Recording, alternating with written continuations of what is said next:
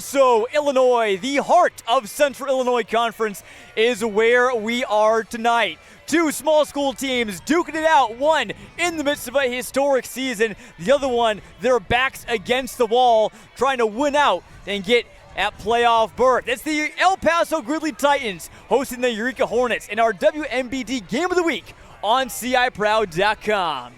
Welcome into the broadcast, everybody. Jonathan Michael here alongside Caden Sexton. And Caden, it is so fun to be out here in El Paso. We don't usually come out here. It's our first time doing a game out here in El Paso, and this is a rocket atmosphere so far. I have never been to El Paso. We've got full bleachers right now, and even the Eureka Hornets are nearly filling up the visiting bleachers. And why wouldn't you? You're in a 6-0 home stadium right now. The Titans looking to continue to make history and grab a seventh tonight. It has been an amazing season for El Paso-Gridley. They have been a playoff qualifier, but haven't been able to take that next step until this year.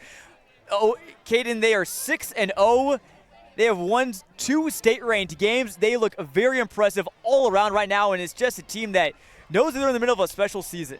They really do, and when we were talking with them earlier on the week, it's because everything's clicking right now. Up front in that offensive line, the skill players, the quarterback in Owen Adams, the defense all around. Everybody is stepping up and making plays, and a big reason for that is the depth. They identified earlier on the season that they can plug in a lot of guys in a lot of different holes and have success with all of them.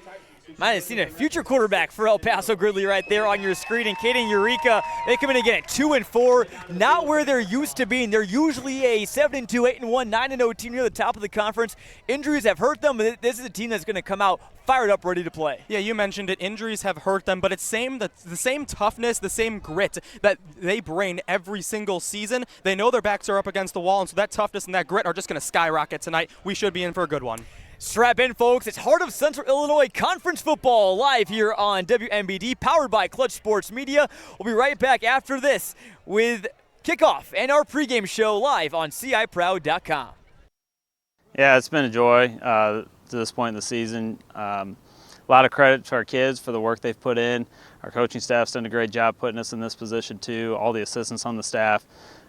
Just make it a real enjoyable experience here to be the head coach, and thankful for the support that we've had from the community as well. I mean, shoot, yeah, when you start out that young, and I mean, I didn't have any college playing experience or anything like that, so I mean, I pretty much played my high school years and then moved on and started helping out. When I was in college, I had 2 years as the JV coach, so just being willing to listen and learn, also just understanding that you're going to make mistakes along the way, and try to learn from those as quick as you can and don't repeat those. Overall, I think we played a fairly sound game. It just came down to some big plays late in the game that we couldn't make, and they came up with a few. Yeah, it's been a while. So back to when I first started, I think we'd been here a couple times, but it's been quite a while now since we've been at this place. But you know, the message really doesn't change for us much. We take each game week by week, and we have to focus on the opponent that we have this week. And you know, at this point, we've got to win out to have a shot to even be eligible. So they know the task at hand, and hopefully they can step up and rise to the occasion. Yeah, well, we got to start fast. We didn't start fast last week, we felt like. I mean, it was a credit to Tremont, who we played, and their game plan that they put together. But at the same time,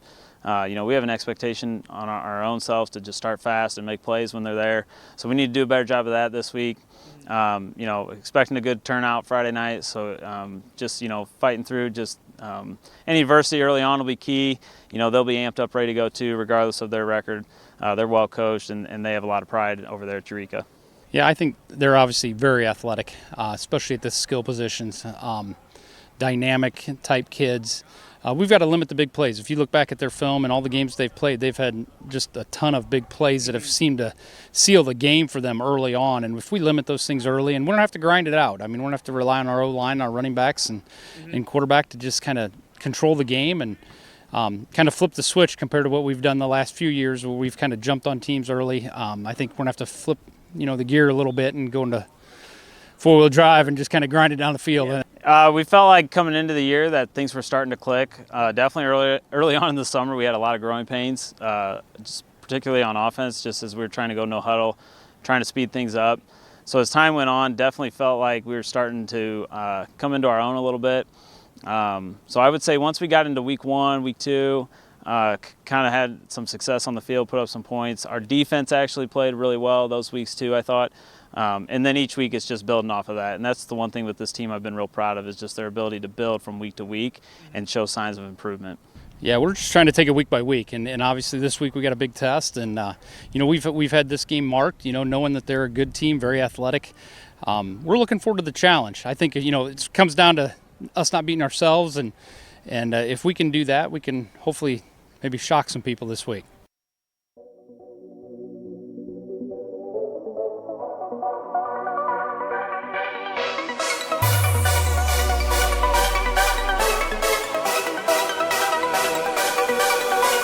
Central Illinois, we're going to overtime.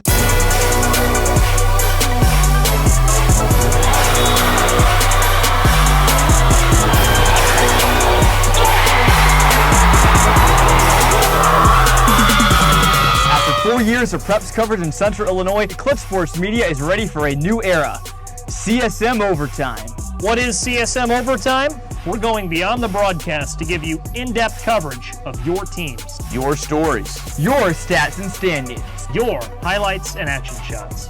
With your subscription, you'll get to see news and feature stories from all sports, up-to-date stats from around the area, and thoughtful analysis from our team of experts. As for our broadcast and social media coverage, it's only getting better. With your support of Clutch Sports Media Overtime, we'll continue to grow our free broadcast coverage with more sports, more games, and more innovation. And thanks to our partnership with Too Efficient Media, your social media feeds will be filled with Central Illinois' best sights and sounds. CSM Overtime will also give you access to full galleries from some of the most talented photographers and videographers in our region. As the new season approaches, it's time for more. More action.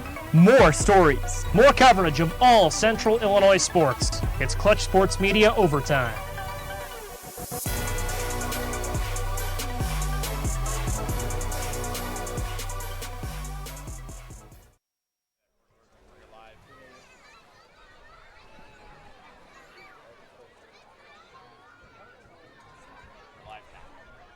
And welcome into El Paso High School. The Titans are getting ready to take the field in our WMBD Game of the Week. It's Week 7, everyone. Glad you're with us here on CIProud.com. This broadcast powered by Clutch Sports Media.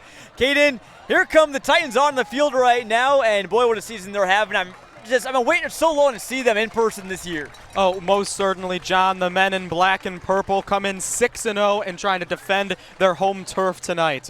Well, it's a beautiful night for football, Kate. Let's take a look at tonight's weather.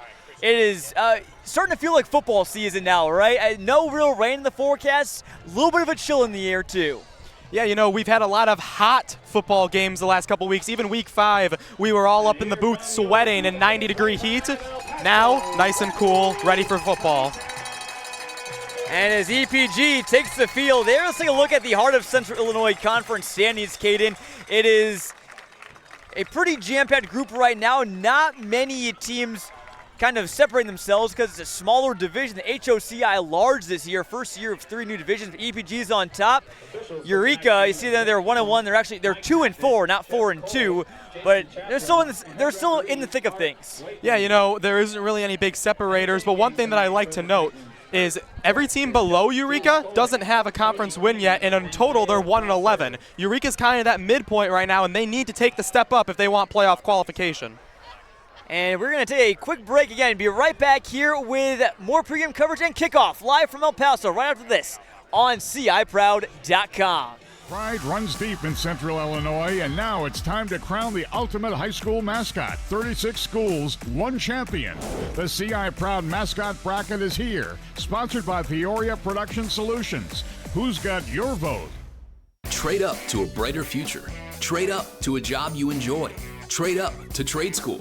At Midwest Technical Institute, you get the skills you need to start a healthcare career that moves you up in life, towards your goals, your passions, and your dreams. Choose from healthcare programs including medical and dental assisting, medical coding, phlebotomy, and more. Earn the experience, knowledge, and confidence to change your life. Trade school is just the beginning. Start your journey today at midwesttech.edu.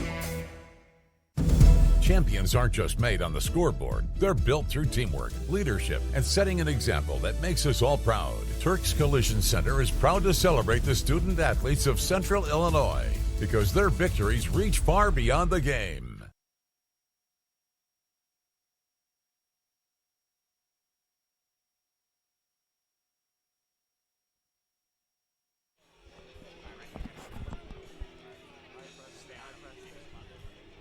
And welcome back. Getting ready here for a kickoff. Let's take a look at tonight's key players to watch. Caden, for Eureka, we're looking at senior lineman Landon Hughes. Big offensive and defensive lineman for them, still making an impact this season. Yeah, you can see on your screen that club on his right hand. He's got to protect it thanks to injury, but he's learned to snap with his left hand. The center for this Hornets squad, you're really having to struggle and adjust this year, but Coach Backman told us he's really overcoming it, and he's still making an impact even with the club. Those definitely are part of a very important group in the trenches. Now for El Paso-Gridley, take a look at Owen Adams. Their quarterback is having a first-team all-conference type of season, Caden. Already over 1,000 passing yards and nearly 20 touchdowns this season. I mean, all states might be in question for this guy right now. Owen Adams is playing out of his mind, both with his legs and with his arm. You're about to see an offense that is going to thrive on this football field. Normally it all starts with the quarterback, but on this team, it really starts with the quarterback, John. And real quick, both teams getting ready to take the field before kickoff, but also, Caden, let's take a look at our tail of the tape. The season averages for these teams. Eureka comes in averaging just under 20 a game and gives up a little bit more than that. EPG, though, their offense put up 38 per game and giving up just about 10 or so. All right, get ready. Yeah, you know, both of these squads have had their ups and downs this season, but El Paso-Gridley looking to come into tonight's matchup and really show some success and show why they're 6-0. Oh, we're ready to get going here, and Eureka takes the kickoff. It's a bit of a trickery play. A little bit of a handoff there. The Hornets will start at about the 20-yard line or so. So we'll see Lincoln Knapp and the Hornets offense take over. Kaden, he is a really dual threat quarterback. I mean, he almost runs more than he passes. 675 rushing yards and 9 rushing touchdowns, both of which lead this offense. You look at his passing numbers, 442 yards, 3 touchdowns. He still gets it done in the air, but the legs, typically, on paper at least, is his first route. Oh, Knapp, a junior, standing at 5'8", 150 pounds. He'll start this drive at about the 21 with 4 wide receivers. EPG has 5 linebackers in their starting lineup tonight. It's a design keeper by Knapp, and he gets pushed back after a very short gain. Yeah, that design was 100% to trick El Paso-Gridley, and it did not work as designed. They came in last week and ran for over 200 yards, this Hornets offense. EPG doesn't want to allow the run game to dominate them tonight. Most definitely. And Eureka averages right around 200 yards per game rushing. El Paso-Gridley gives up about 177, so pretty evenly matched teams when Eureka is running the ball. And beautiful night here in El Paso. Glad you're with us here on CIProud.com. Knapp with a full tray set, man in motion. Number 34, that's Finn Hoffman, and a big tackle made there by the EPG defense. Caden, it looked like Braden Gibson and Aiden Adams got in there on that stop. Yeah, John, you know, those are the middle linebackers that you want to see. They come in, they make the big stop. They don't bite. They don't go and commit on Lincoln Knapp. They wait to see what he does with the ball. He flips it to the left, and they're able to capitalize because they didn't try and commit right off the bat. So it's now a 3rd and 8, and, you know, Caden, we'll talk about our keys to the game here after this play, but it's going to be really key. Both teams really want to start fast tonight for Eureka. That definitely means not going 3 and out on your first drive. So we'll see what Knapp does here. Got Hoffman over to his right, 4 men out wide. Knapp will throw it, facing pressure from Hale. Pass is nearly intercepted. 4th down coming up. Yeah, that ball looks to have been deflected by Owen Adams. The quarterback, the opposing quarterback, deflecting that one. Adams, the 3rd most tackles on that defense, coming from that defensive back slot, was able to make that nice deflection right there. You know, John, when you have a player who's a dual threat, no matter what 2 positions, it's a big impact for the coach because he feels confident in somebody if he's going to let him play 2 different spots on the field. So the Hornets will punt it away here. The man to return is Javion Maxson for EPG, sitting at his own 43-yard line. And the snap is good. Punt is away.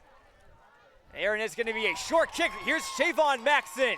The up man returning it inside the 30, backtracking his way.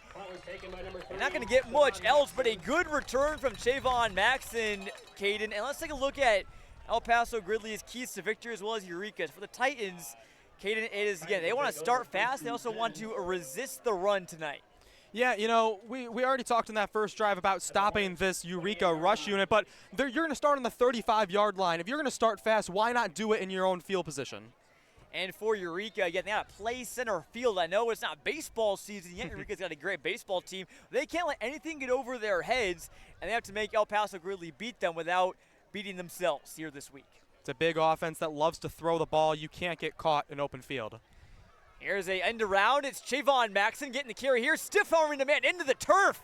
Hanging on to the football, and that's about first down yardage there. A nice run from the sophomore wideout. Yeah, and you didn't trick the viewers on that punt earlier on. There is two Maxson brothers. They both play wide receiver. They both are involved in that punt return game, and they both make big impacts. Now, you got to be quick with them because they love running this no-huddle offense. Adams already snapping it. Yeah, EPG, that's been the season definer, this no-huddle offense. Adams throws for the end zone, and no good. But let's take a look at, again, Javon Maxson, the younger Maxson, the sophomore wide receiver, having a good season so far. 7 touchdowns already and nearing 400 yards. Again, he's got 2 more seasons left. Yeah, it's incredible what he can do. Actually, both Maxson brothers have 7 touchdowns. All you got to do of your own, Adams, is find one of the Maxsons, and success is coming your way. He will probably get involved in a lot of different ways. Already saw the end around. 2nd and 10 is a pitch to Aiden Adams. No relation to the quarterback, Owen. He falls forward for about a few. So it's set up by about a 3rd and 6 or so. Yeah, the junior tailback there, that's his 25th rush attempt of the season, but he's 2nd in rushes and rushing yards behind Owen Adams, the do-it-all quarterback. So it's going to be a 3rd and 5 officially coming up here for the Titans. Adams looking to throw. It's a screen pass to Javion Maxson. Stutter steps, gets down to about the 6.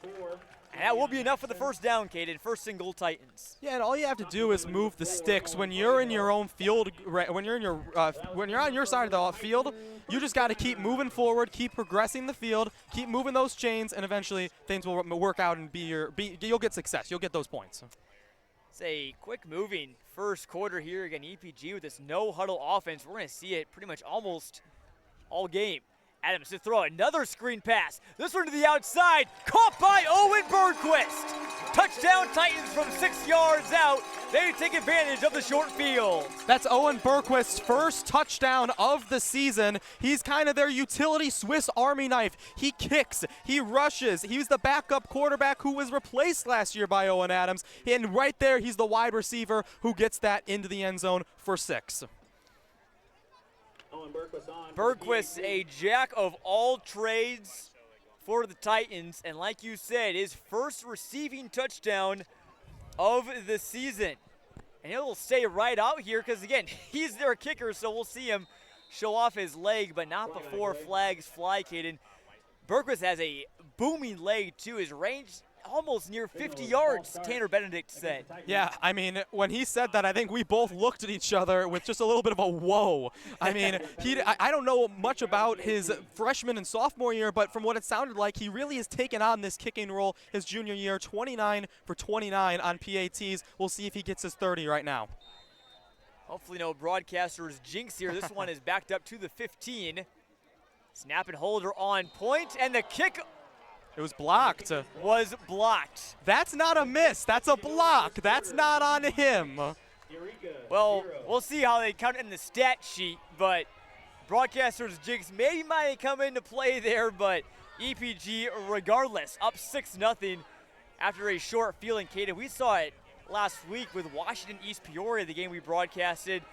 getting short fields earlier in the game is going to lead to potentially a big number on the scoreboard. Look, if you don't capitalize on your short field position, you're doomed. When you don't have to travel the majority of the field, you need to be able to capitalize. Just find the plays that work. Just move down the field. You don't need to take any big shots. You already gained so many yards. Just do what you're good at. Just work slowly, consistently, and you'll get the success you need. One thing about this El Paso-Gridley offense, half these wide receivers are averaging more than 10 yards per catch. And if you're averaging more than 10 yards per catch, that's a first down every time. If Owen Adams is passing for near first down yardage every attempt, I mean, you're just going to have continued success without question.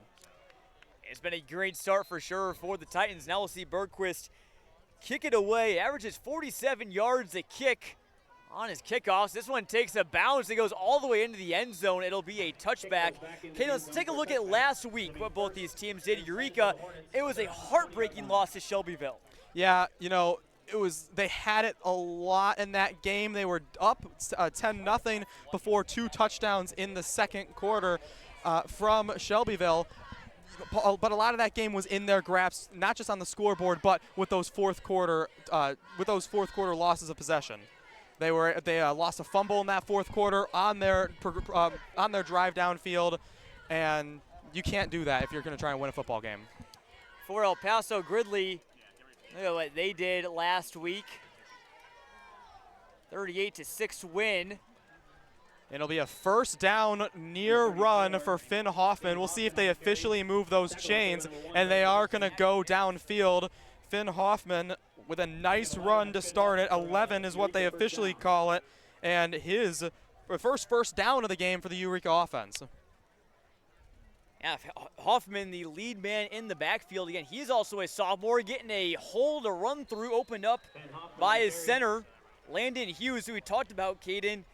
Their key player tonight, he's got a club on the right hand. He's learned to snap with his left hand, and Jason Bachman says they haven't had a bad snap yet. You know, he said there's been some okay ones, but okay is better if you're going to keep your starting center in the game. So it's a 2nd and 4 from the 37, and it looks like Knapp might have drawn the Titans offside. You're always going to take free yards no matter what the sport is, and being able to utilize that hard count to move the chains, especially when you are fighting for your life right now, John, that's going to just motivate everyone on that sideline wearing white.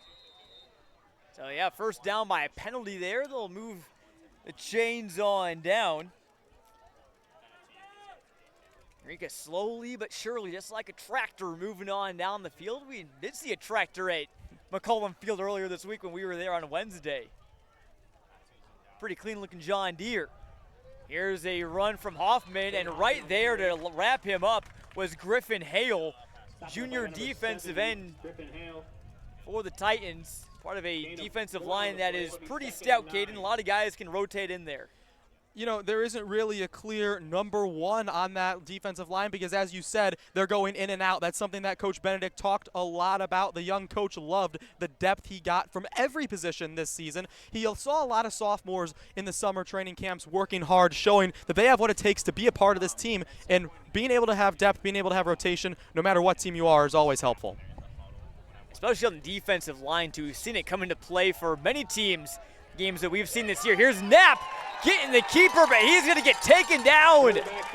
Big negative yardage there for EPG. Harlan Tillian making the tackle. That's his 10th tackle for loss. He was already leading the team before entering tonight.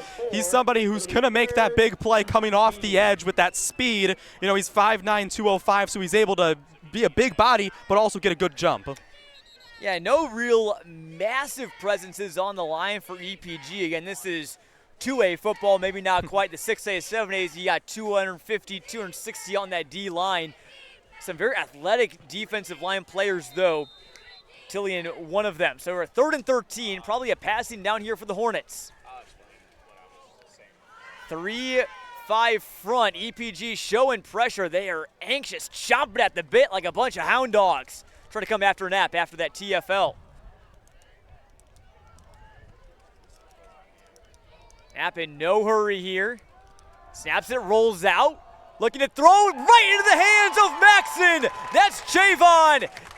Return down to the 30. And that one was on a beeline for number 3 in black. I bet Nat wishes he had that one back. Go back to the start of that play. The junior Griffin Hale was in the face of Lincoln Knapp. He had to get that ball out quickly because they needed the first down, and a man was in his face about to get the sack. Maxon waiting exactly where he was looking, read the eyes, got the pick. So Chavon Maxon already having a big game, and I talked with him.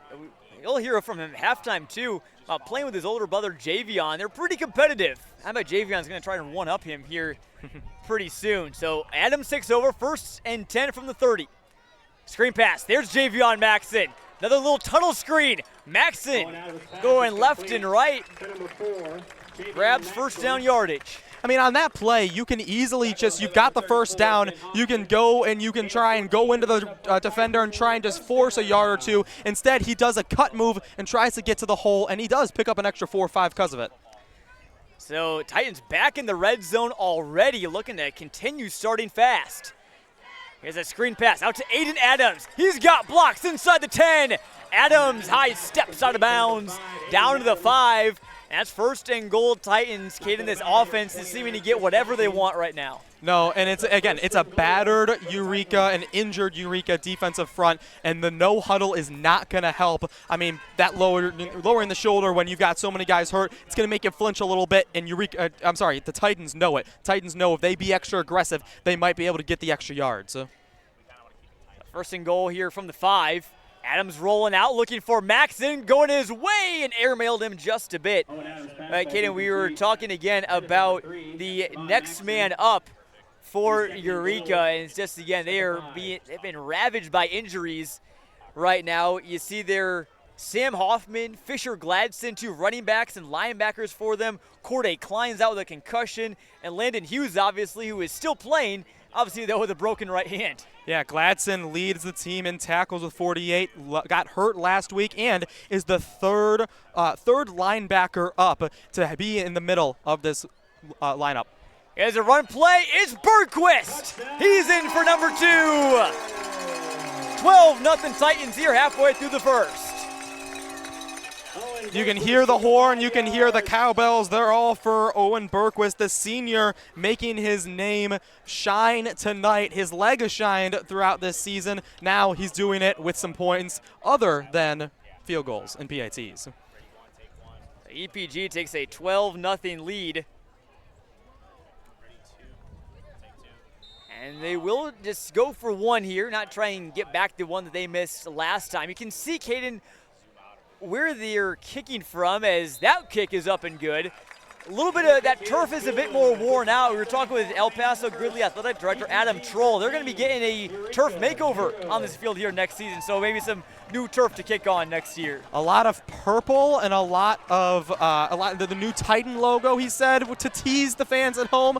Chop at the Bits will be in, instead of that, EPG at center field. But yeah, you're absolutely right. It should be a nice little turf, but you can see it worn out all the way in between the hash marks, but especially in those right where the kicking's at in between the 10s.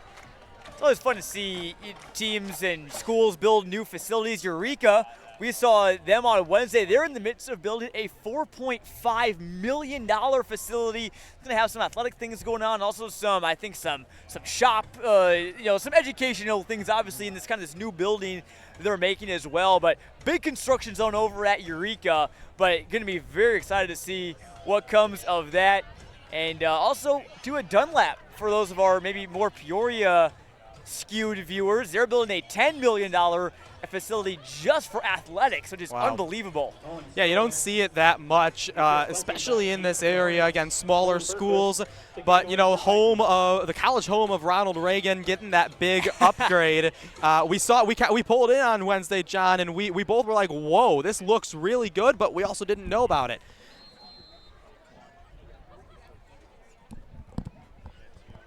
And the kick is away from Bergquist. It's a deep one. And another little handoff, little trickery. No, Chris Bunting kept it there. Flag comes down. Bunting's got the sideline before he's leveled out of bounds by a fired up Bergquist at the 30. Lots going on there on that return, Caden. Yeah, we'll see what the laundry is for, but, you know, something that always helps a team is being able to do the same thing what it looks like to be the same thing, and then it be something completely different. We already saw earlier on in the game the and around where they caved the ball away. Now let's do the and around, and you get rid of it, and you keep it. That's going to trick a defense. Let's take a look real quick at Eureka's head coach, Jason Bachman. Coaching veteran right now in his 14th season. He's the winningest head coach in Eureka history, Caden. So really pleasant guy to talk to and a great leader for this Hornet squad. Yeah, if you don't count the playoffs, he's made the if you don't count COVID, he's made the playoffs every year since 2015 a 2-7 season. Every year since 5, 6 or more wins. A very established program that he's built here. You mentioned winningest coach in program history, somebody that they're able to rally behind. So the Hornets will take over at the 12 after that penalty was on them. And it'll be a handoff to Finn Hoffman running to the right side. Not much doing there on that run. And Hoffman, the main, at least running back for Eureka. Caden, obviously, Sam Hoffman, Fisher Gladson usually in line to get carries as well, but now it's Hoffman and probably, if you're looking at other ones, Owen Stoller, the only other real ball carrier that's seen meaningful action this year besides Lincoln Knapp. And that's what injuries, and that's how injuries affect a squad. You know, you don't want your quarterback to be the guy that's running up the gun, taking these wildcats, but every now and then he's your best option, especially with injuries, or to trick it up and let Hoffman get more available on a following run. And here's a little RPO. Knapp is going to keep it and get driven into the turf. Noah Henderson is all sorts of fired up after that one. It's another big tackle for loss by this EPG defensive line. Yeah, that's his 5th and a half of the season. Penetrating that offensive line. Look, I know we've talked about how powerful Landon Hughes still is, even with a club on his right hand, but it's as the Eureka offensive line, you need to give the quarterback a more than that, especially when he's running an RPO. So it's 3rd and 9. Loss of a couple after that play, and Eureka hasn't really gotten the ball across the 30 yet. Under 4 minutes to go here in the first quarter. It'll be 3 wide receivers plus a little extra blocking help at tight end as Lucas Heinrichsen in there for the Hornets. Flag comes down from the back. And we'll see what this is about. Our referees talk from afar. Not really quite sure Flag on the play. Signal is who this is on. This is delay of game on the Hornets, so that'll back them up more and make it a 3rd and 14 now from their own 8. You know, you can only expect a pass here, John, but last pass was a Maxon interception, his first of the year, so you want to be hesitant once you let that ball fly. So here we go, a 3rd and 14.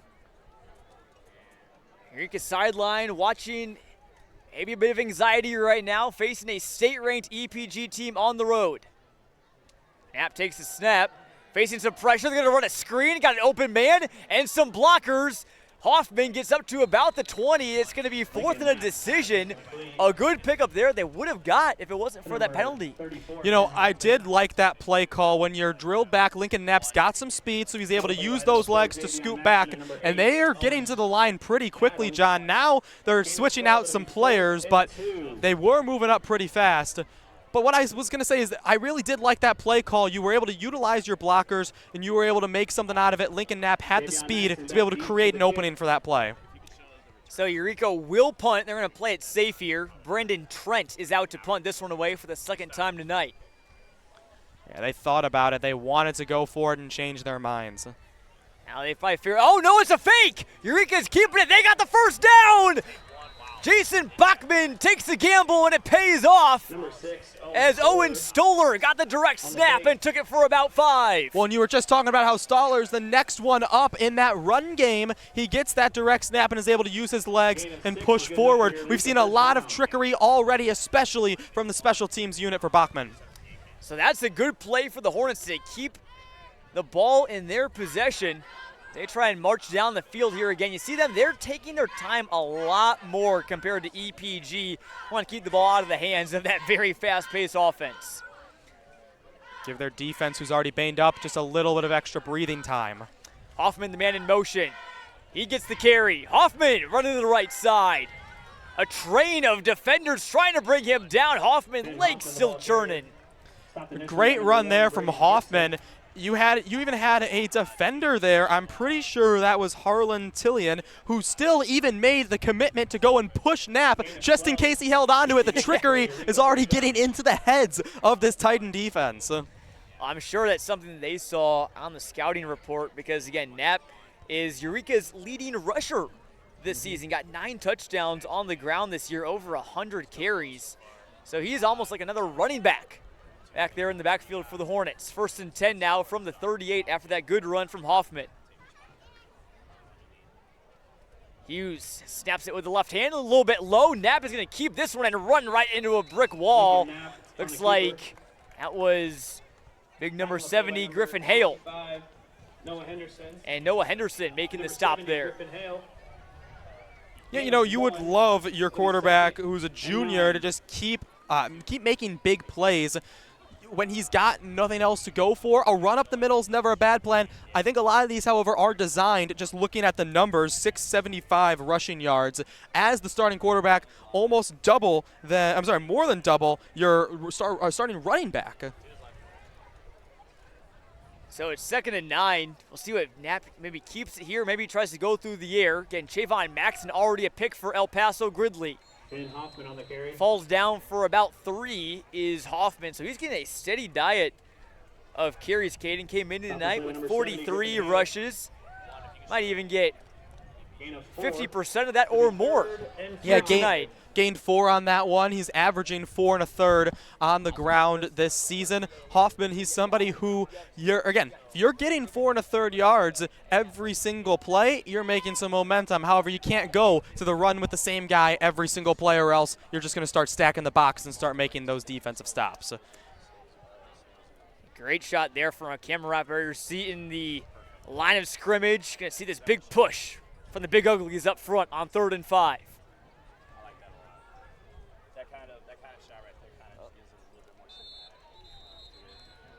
Timeout. And we're going to get a timeout called by Eureka here with 12.8 seconds to go. So 3rd and 5, Caden, you feel like you could do anything here. What do you think your Jason Bachman's doing on this big 3rd? I like more trickery. I mean, the trickery's gotten you success. I know the flag made the punt get called. I'm sorry, the kick return get called back. But even on that and around, you completely fooled the special teams unit. You got the punt return. You had the screen. I want something that's non-traditional. You know, the run to Hoffman's working, but it's only working for about 4 or 5 yards. When you need a full 5, you need to do something creative, something that's going to throw them off. They had no fear, by the way, John, running that clock down, having to burn the timeout, though, probably to avoid another delay of game, setting them back, which is what forced them to go for that, go for the 4th down earlier on this drive. So it's a big 3rd down here for Eureka, who is slowly but surely moving the ball down the field. Again, if you're in case you're just tuning in, 2 touchdowns from Owen Bergquist for El Paso-Gridley already. One of them through the air from Owen Adams, and the other one on the ground. So now we'll see what Bachman drew up here on this 3rd and 5, 3 wide receiver set here for Knapp. Keep an eye on Bunting. He's at the bottom of your screen. He's their leading receiver. 2 in the backfield, John. At the H-back, that's Heinrichsen, number 45. It will be a handoff up the middle. Hoffman, the pile keeps on pushing. And Eureka has got the 1st down. Reminds me of another team that wears green and white, the Philadelphia Eagles. Look, give the credit where the credit's due to that sophomore for continuing to churn those legs, but that offensive line being able to get behind and push. You add that second blocker in the backfield on the right side, making the defense think you're about to go right. Instead, you just drill it right up the gun. That will do it for the 1st quarter.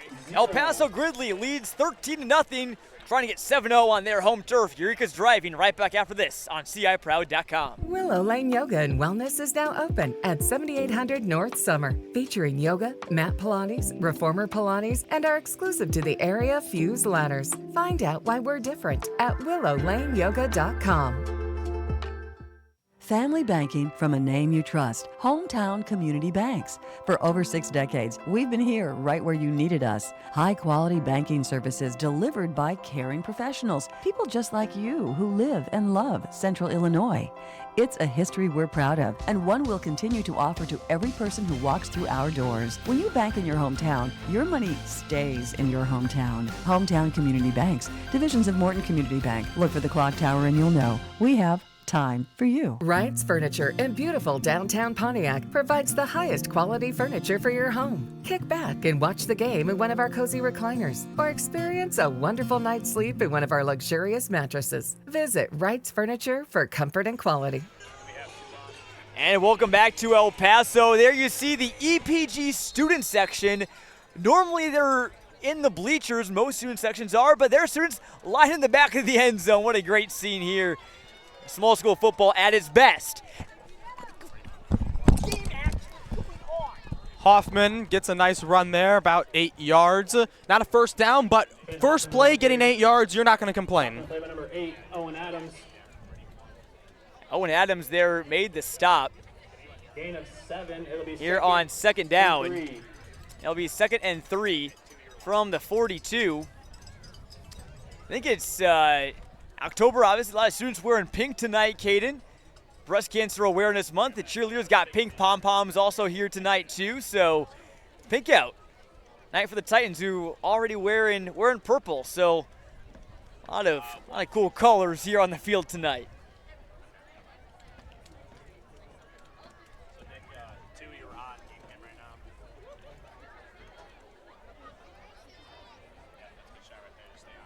Anyway, 2nd and 3.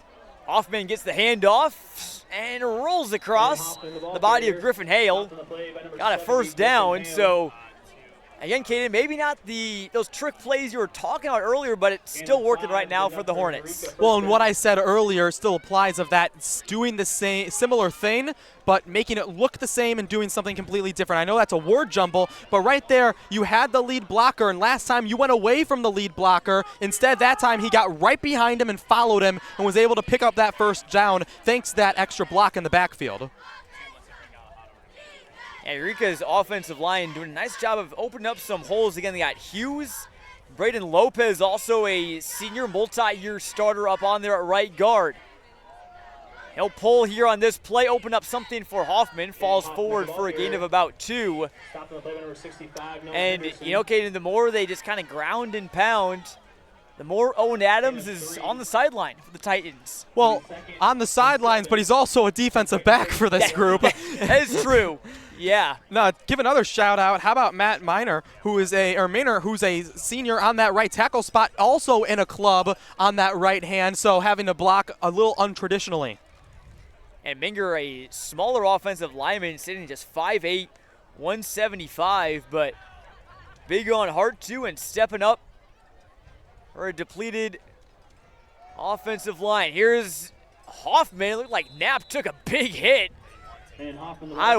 Trying to keep one eye on Knapp and one eye at Hoffman almost every single play. Well, especially because of the yardage, but because we don't know where that ball is going, especially with the trickery. Hoffman's running off this play, but a lot of these plays, this Titan defense wants to make sure they still have somebody with hands on Knapp. Maybe that's to prevent them from going back to him, or it's more or less just to make sure that in case that he has the ball and they don't see it, they're still getting it covered.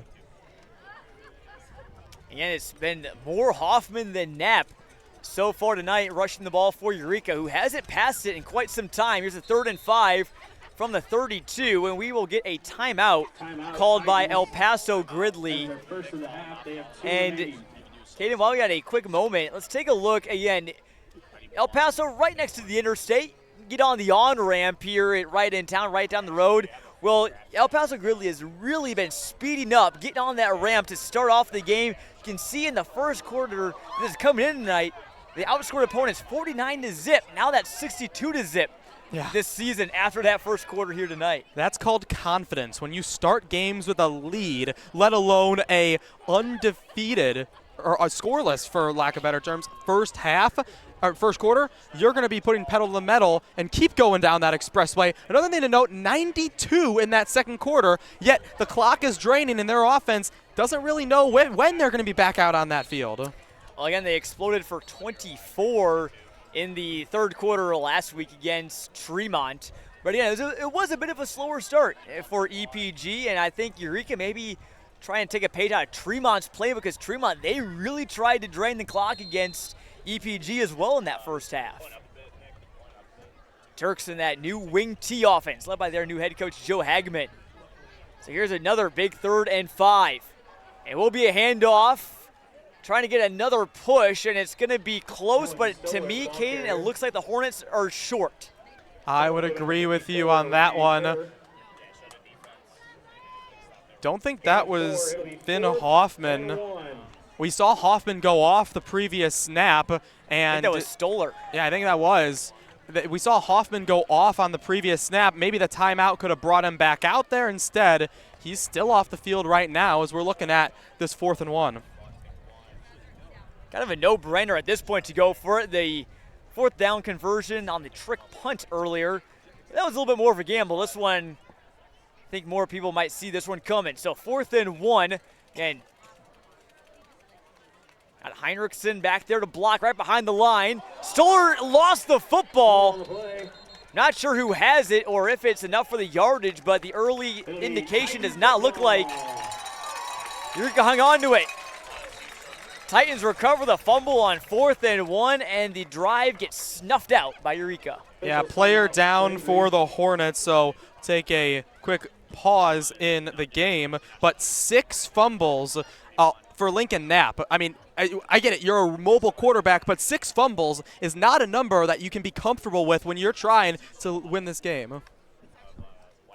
So again, as they tend to the injured player, we're going to take a quick break and be right back here on CIProud.com. El Paso-Gridley take it over when we come back. Wright's Furniture in beautiful downtown Pontiac provides the highest quality furniture for your home. Kick back and watch the game in one of our cozy recliners, or experience a wonderful night's sleep in one of our luxurious mattresses. Visit Wright's Furniture for comfort and quality. At Pepperell Chiropractic, we treat our patients like their family. Our caring staff sees all ages and provides chiropractic adjustments, acupuncture, massage therapy, and more. Visit us in Peoria or at pepperellchiropractic.com. Welcome back. El Paso-Gridley ready to take over.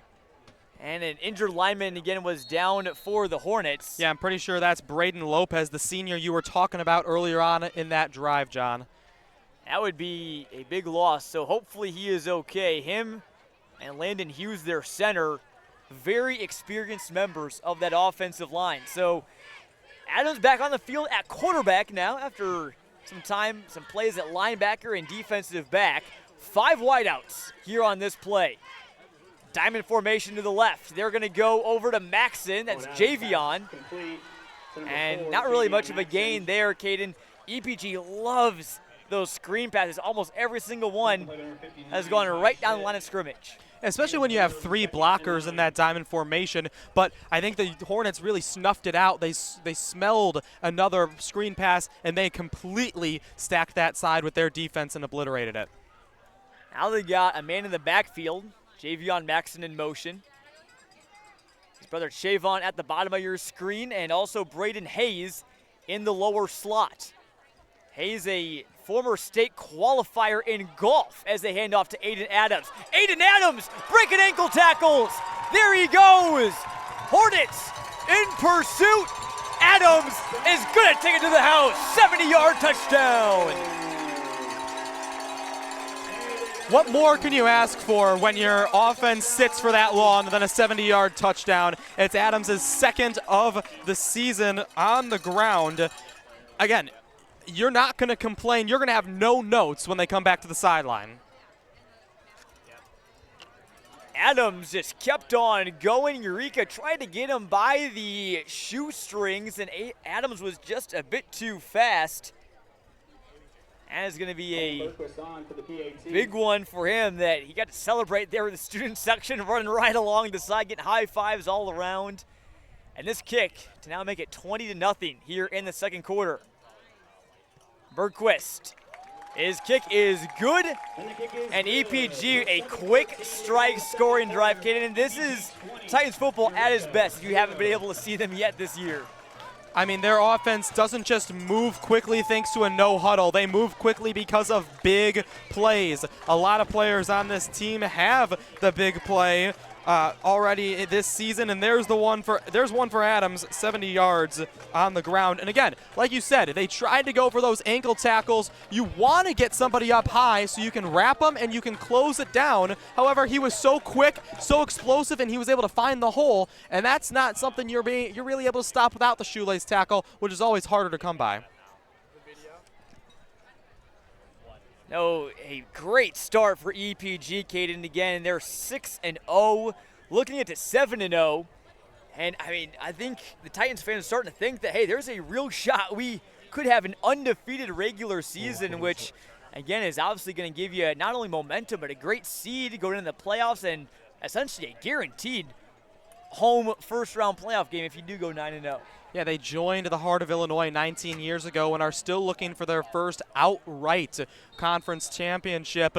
Coach talked about how a lot of these guys are not 19 years old, so I don't think any of them can be. So having your first outright win. The ball's on the ground. Chris Bunting dropped it for Eureka, picks it back up, and runs out at about the 13-yard line. So the Hornets, again, with tough field position here to start this drive.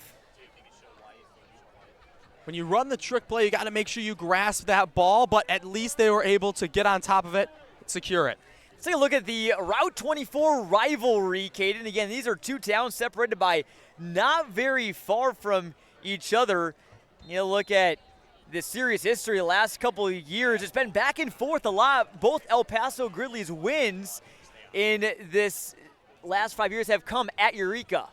Yeah, if history were to repeat itself just because of that back and forth, this should be a Titan victory tonight, but anything can happen.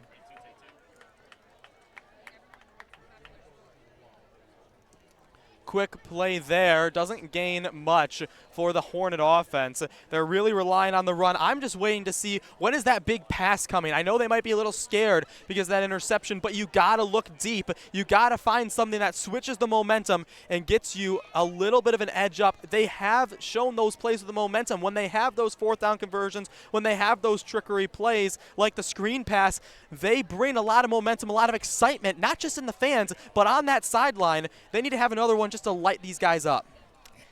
Yeah, this is a big drive for Eureka. Again, if they can score here, it makes it back a two-score game and still feel like you're within striking distance. Nice hole opened up by the offensive line, and Hoffman barrels his way through and picks up 10. Nobody, I mean, the MVP of this game right now, you can give it to Finn Hoffman. And obviously the Titans have a lot of points, but I would give this MVP right now to the offensive line of Eureka. They're continuing to do their job. They're continuing to open up holes. And there hasn't been a 70-yard run like Adams has had, but they're continuing to do their jobs as banged up as they are. Hoffman has been a little bit turbocharged here in this game. Could be a season-high rushing performance for him, the way he's been starting out. Flag on the play. That will be a false start on the Hornets. We've seen penalties hurt them already, make them have to go with some different plays in their book. This one, though, first down, 15, easy to come back from. Yeah, you'd much rather have that penalty on first down rather than third down. So Grant Hetz trots on the field again. He's a wide receiver. Just a quick look at, again, Eureka starters tonight. On the left tackle is Brock Lehman. Going left to right, Peyton Henderson, Landon Hughes, Braden Lopez, and Matt Minger. And Knapp, their quarterback, and Hoffman, the running back. Heinrichsen, their tight end, in motion right now. It'll be a handoff to Hoffman. and get right back to the original line. But in the wide receivers for Eureka, Caden, Chris Bunting, Breck Thompson, Grant Hetz haven't really called their names hardly at all here tonight. No, when you look at some of those stat lines, 11 receptions, 196 yards, almost 18 a play for Bunting. You look at Thompson, you got 7 receptions, 53 yards, but he's also missed 2 games. They have a lot of explosiveness to them. They just need to get the ball more often to be able to make those numbers as strong on paper as the Titans are. And I think, obviously, any coach, any player will tell you it's all more about the W or the L in the win column than it is the personal stats. But Hoffman gets the carry there. His helmet may have came off. I wasn't quite sure. Maybe I saw things incorrectly. I think it did stay on, so he was able to stay on here for this upcoming 3rd down. Now you need the big play here. They've crawled back. You know, they were 1st and 15, 2nd and 11. Now you've got the 3rd and 4. This is where you just get those yards, move the sticks, and you'll be good to go.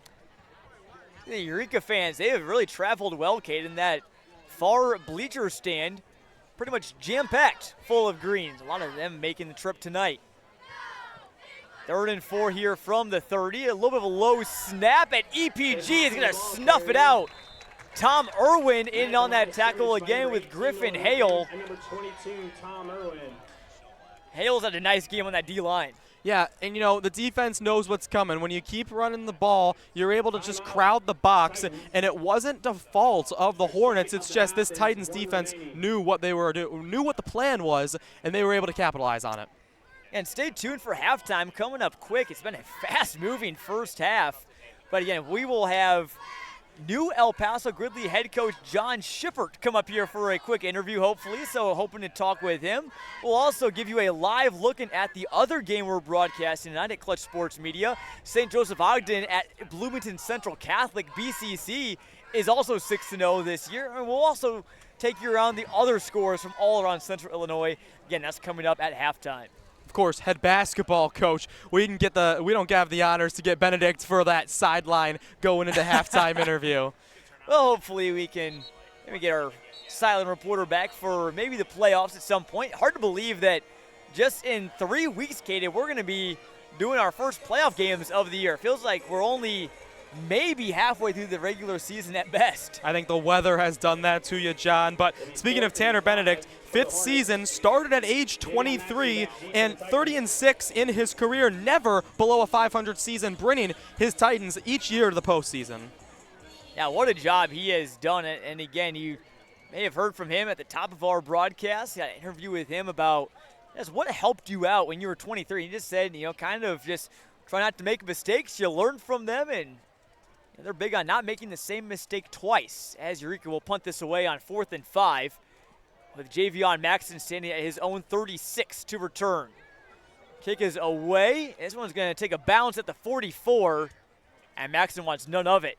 Down at the 35, so a gain of about 45 there on that punt. I really liked Braden Hayes there coming in and nearly getting a punt block. But, to go along with that Maxson point, John, you don't need an explosive return when you're up by 20. So just let things go the way they are. Adams had a 70-yard rush. Let's see if he can do it again. So, again, Eureka's defense really needing to make a stand here on this drive. We've seen how quick EPG can score, but 20-0 at halftime, not great, but not impossible to come back from. 27-0, that's when it starts getting tough. Adams looking to throw. He's got Javon Maxson, who in and out of his hands. About to turn up field and just hit him in the bread basket, popped out. That's a rare mistake for the sophomore. He's going to just forget about it and move on to the next one because of how talented he is for such a young age. Titans go back to the no huddle that they're known for. Again, they want to move quickly. It was a struggle earlier on the season, but they've got the rhythm. And Eureka with the blitz. Here's Javion Maxson with the screen. Darting up and down the field across midfield.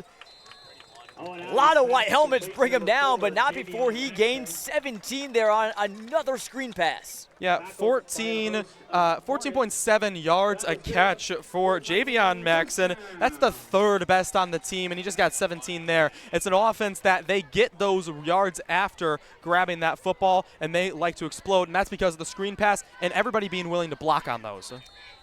Flag flies. Here, that's going to be a false start on EPG. I'll make it 1st and 15.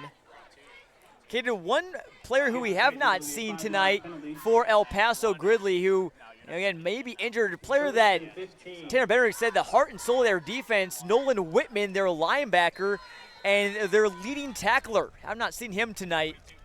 Number 18 in purple and black.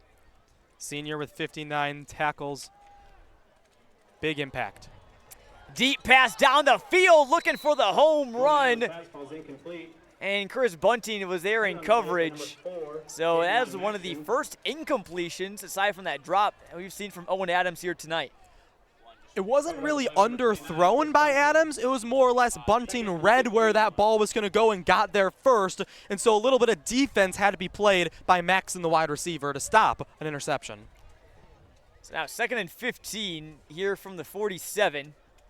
Eureka showing pressure. Adams going to roll out, facing 2 defenders. He's going to run it himself up the sideline, still going. I don't know where he stepped out, but Adams shot out of a cannon there on that play, Caden. Can rush a little bit this season, has 34 rushes, 127 yards, 3 scores on the ground this year. Gain of 11 on that one. He gets stopped on the 42. And again, this no-huddle offense, they don't have a breath. And Ty Schmidt and Brent Miller were bringing the pressure on the last plays. Another screen out to Chavon Maxson. More blocks on the outside and more green grass for Chavon Maxson. Touchdown EPG. When you have the speed that he does, you just get the explosion. You know, when that play was starting, I didn't see the hole. I thought he was going to kind of get closed in because the blockers weren't there. He found a hole, and he just let his speed speak for himself. He got chased all the way to that corner to get the 8th and become the leading touchdown scorer so far this season for the Titans. What a year for the sophomore, and what a year, too, for Owen Adams, who, again, we'll talk about later, has already broken a big record and has another one in his sights. But Chavon Maxson showing off his wheels there. Turn on the Jets for 42 yards. And now Bergquist on to make it a 27-0 game here in the first.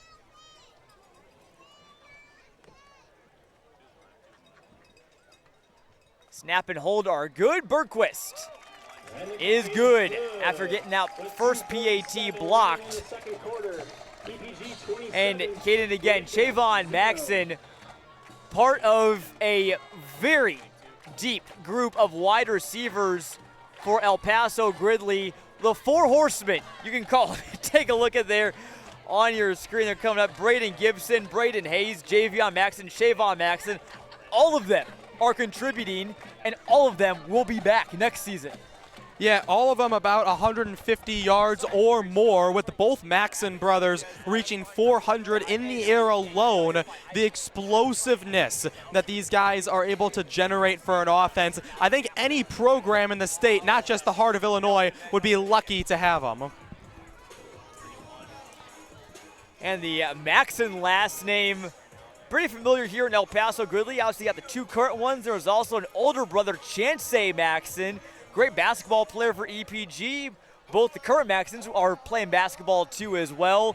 But Chancey Maxson, Kate, I don't know if you know this. You know, we broadcast the State Farm Holiday Classic, biggest holiday basketball tournament pretty much in the Illinois every year. We've done it for 4 or 5 years in a row. And EPG won the small school bracket 1 year. Chancey Maxson hit a game-winning 3 at the buzzer against St. Joseph Ogden in the title game. And one of the most clutch shots I've ever seen in my life. Well, and St. Joseph Ogden is also being streamed tonight by Clutch Sports Media. Any coincidence there, John, in the planning? No coincidence there at all. Again, you can watch that game live on ClutchSportsIL.com. We'll also take a live look at right here on CIProud.com during halftime of that one. Here's the kick return from Bunting. Out across the 20. Bunting's got some blocks. Ran right into an EPG defender. That was Tom Irwin, who's not the biggest guy on the field, Caden. 5'7", 137, but he wasn't going anywhere on that tackle. You know, and I like Bunting there. We've seen 4 out of the 5 so far kick returns, punt returns, where you have that little fake shimmy shake. Are they going to go XYZ way? That time he just goes straight up the middle. Maybe that's how you trick them, is you do so much trickery to where when you go up the gun, they're fooled and they're protecting the outsides too hard that he's able to get all those extra yards. So 2:41 to go. We'll see if Napa and the Hornets have a 2-minute drill in store. It's a handoff to Hoffman, running up the middle and getting pushed back by, again, a lot of purple and black jerseys. Looked like that might have been Ryan Kerr and Hayes Welsh. First time we've called his name in on that tackle. Yeah, a lot of depth that we talked about already in that defensive line, but it'll be a timeout, EPG. But you know what we've also talked about is if you can get a touchdown on this drive for the Hornets, it makes it a little bit manageable going into the second half. At home this season in 3 games, El Paso has scored 129 points.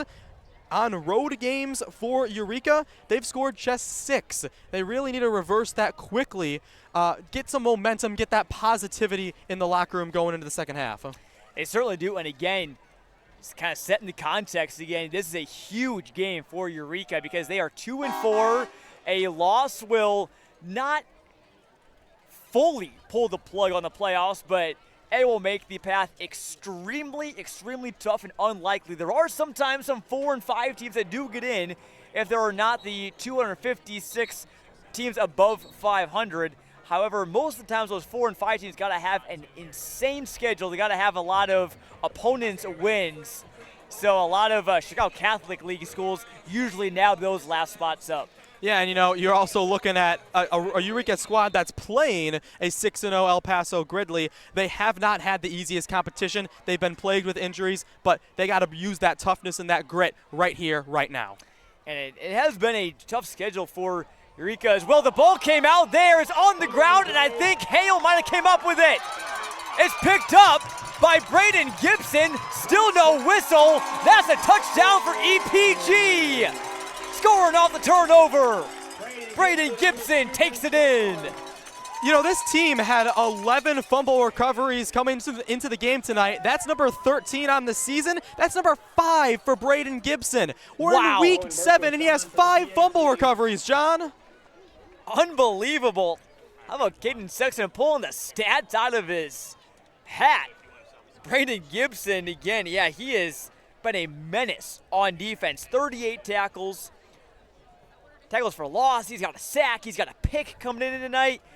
He did have a 98-yard fumble recovery earlier this season. That time, picks it, scoops it, scores it from about 30 yards out. And Bergquist makes it 34-0, all EPG.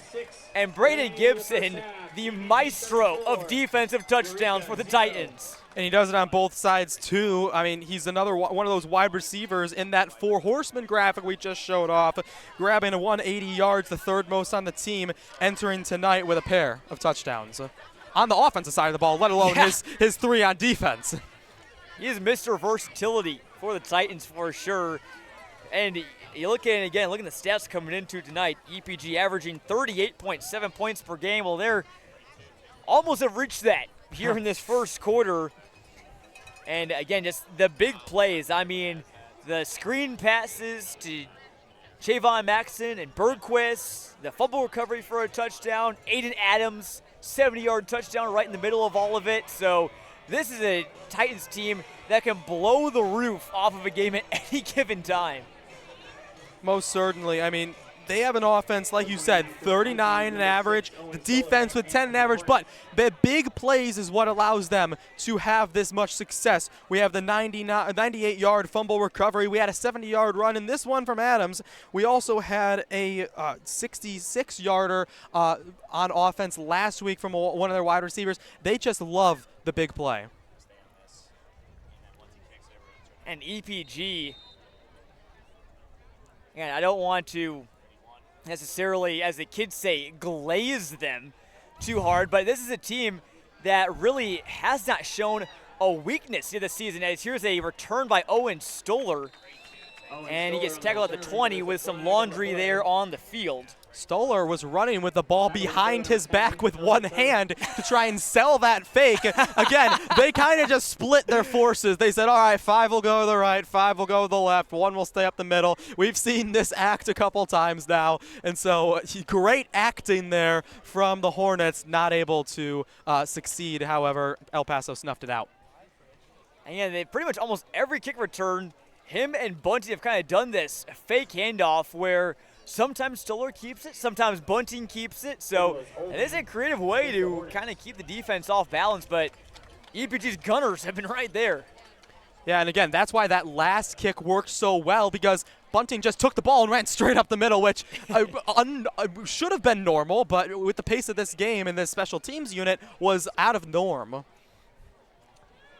So Eureka will start again, this time from the 10. It is a holding on the Hornets. So again, they just have not really, aside from that one drive near the start of this quarter, been able to get the ball across midfield.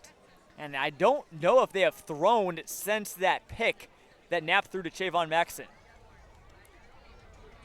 Shotgun here, nobody in the back, or the tight end in the backfield. That's the only one. Providing some blocking help. Knapp going to run it. EPG, though, is right on it.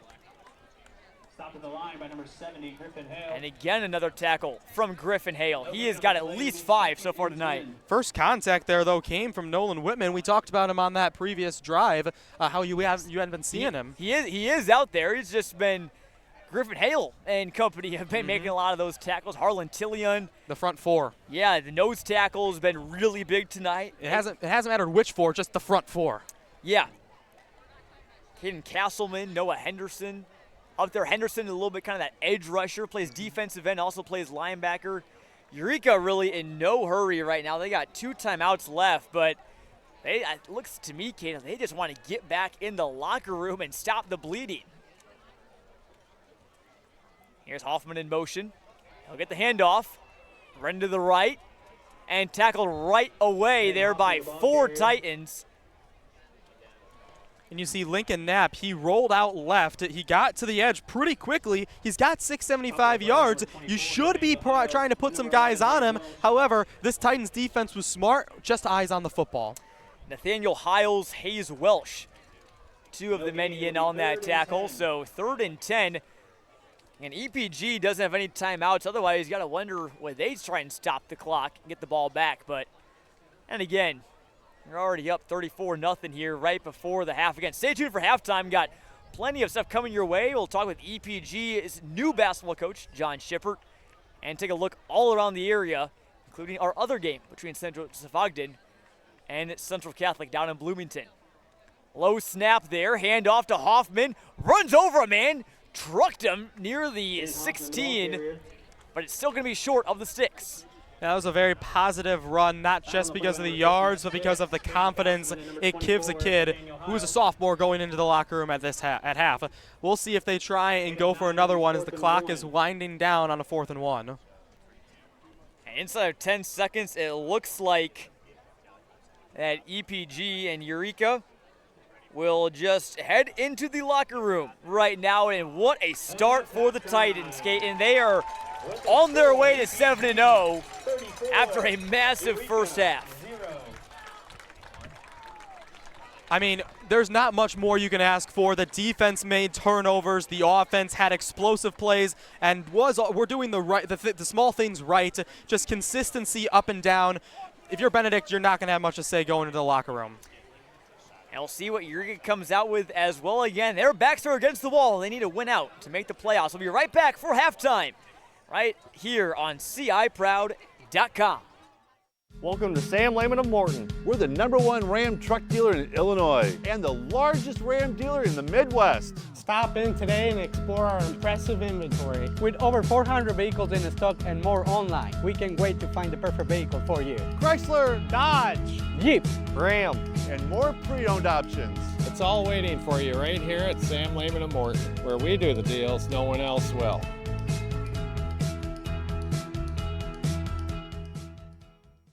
Happy birthday from Alexander Steakhouse. Come celebrate your birthday with us and you'll get a free dessert and up to a $20 credit on your meal. For details or reservations, call Alexander Steakhouse in Peoria or Normal. At Alexander Steakhouse, we're more than steaks, we're entertainment. Pick one of our hand-cut steaks, cook over the open grill, or have us prepare it for you. Steaks, seafood, chicken, and Central Illinois' best salad bar. Alexander Steakhouse, where the best cook is you. Passionate, focused, strong. Qualities that you look for in a great athlete, and also a great lawyer. At Strong Law Offices, injury law is at the heart of what we do. Our team is on your side. When the game is on the line, let us tackle your claim. Willow Lane Yoga and Wellness is now open at 7800 North Summer, featuring yoga, mat Pilates, reformer Pilates, and our exclusive to the area Fuse ladders. Find out why we're different at willowlaneyoga.com. Looking for a getaway close to home? Discover Mackinac Valley Vineyard, wine country in your own backyard. Sip handcrafted wines on the wraparound deck. Take in stunning views of the rolling countryside and make memories that last a lifetime. From relaxing afternoons to lively weekend nights, there's always something happening, like outdoor concerts, festivals, and private events under the stars. Come for the wine, stay for the experience. Visit MackinacValleyVineyard.com to see what's on our calendar. Are you taking too much risk with your retirement or not enough? Most people aren't sure. That's why we created the Risk Quiz. In just a few minutes, it helps you understand your personal risk tolerance. Your risk score could reveal why your current investments might feel too aggressive or too conservative. It's simple, fast, and can be eye-opening. Scan the QR code or go to twarisk.com to take the quiz and find out if your money matches your mindset. Wright's Furniture in beautiful downtown Pontiac provides the highest quality furniture for your home. Kick back and watch the game in one of our cozy recliners or experience a wonderful night's sleep in one of our luxurious mattresses. Visit Wright's Furniture for comfort and quality. Yeah, we feel great. All the hard work in the offseason starting to pay off, and going out there every Friday, winning in front of our town, it's a great feeling, and winning with your boys, nothing can beat it. There's a lot to it. I think we set the bar high before the season even started. We were all working on our craft, our body, getting strong in the weight room all throughout summer, all just getting together, even if it was with or without the coach. Yeah, I think it's just a lot of chemistry with our guys, Throwing a lot in the offseason with these guys, lifting every morning before school with these guys, It's a lot of just team bonding, team building. I think we can trust each other out there. They go out and make plays for me. I do the same for them. So I think we work well together. Our mindset is just like coming together, picking up little things, cleaning it up on offense and defense. We're working on our defense a lot more this week. We've been all right on all the calls and everything. But when it comes down to it, we got to keep our energy in and out the half and focus on grades. Yeah, Eureka, big rival, always been, We look every year to beat these guys. They're a good football team, have a good program. A lot of history there, and we're just excited to play our game this week, play with each other, and go have some fun. He would say it's terrible. I think it's great. I think having him as my brother and playing the same spots together, we mimic each other all across the field. We give each other competition, and that's no matter who's matched up against us. We always give anybody our best effort. Yeah, they're behind us. It's great to see these guys come out on Fridays, support us. It's everything for us, seeing these people in the stands, friends, students, everybody. It's good feeling that they're, rallying behind you and El Paso football. It's great. We're focused on just executing little things. We're focused on being good teammates, keeping the energy high, and doing our assignments.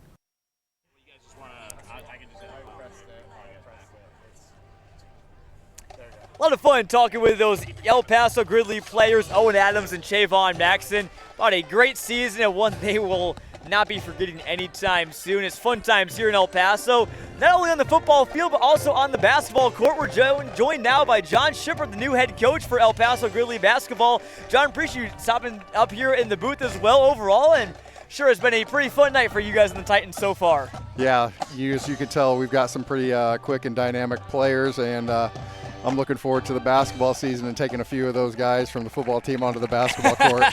For sure. Well, tell me a bit about, again, obviously a lot of multi-sport athletes here. What does that do?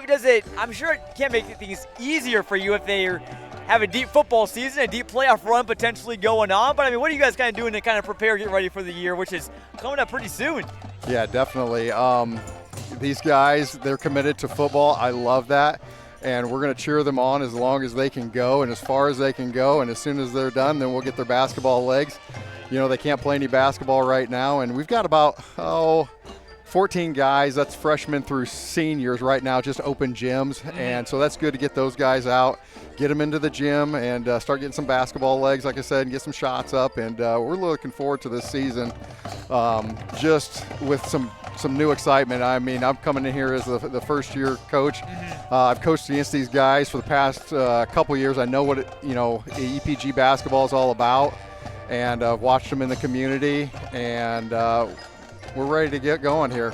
Definitely. Well, again, I know you came over from Cornerstone Christian down in Bloomington, so not too terribly far away. But, again, obviously, you go from one small school to another, but EPG is obviously a little bit bigger. You're playing in Class 2A. I mean, first off, tell us a bit about your time at Cornerstone. You led the Cyclones team to state a few years ago. I vividly remember that.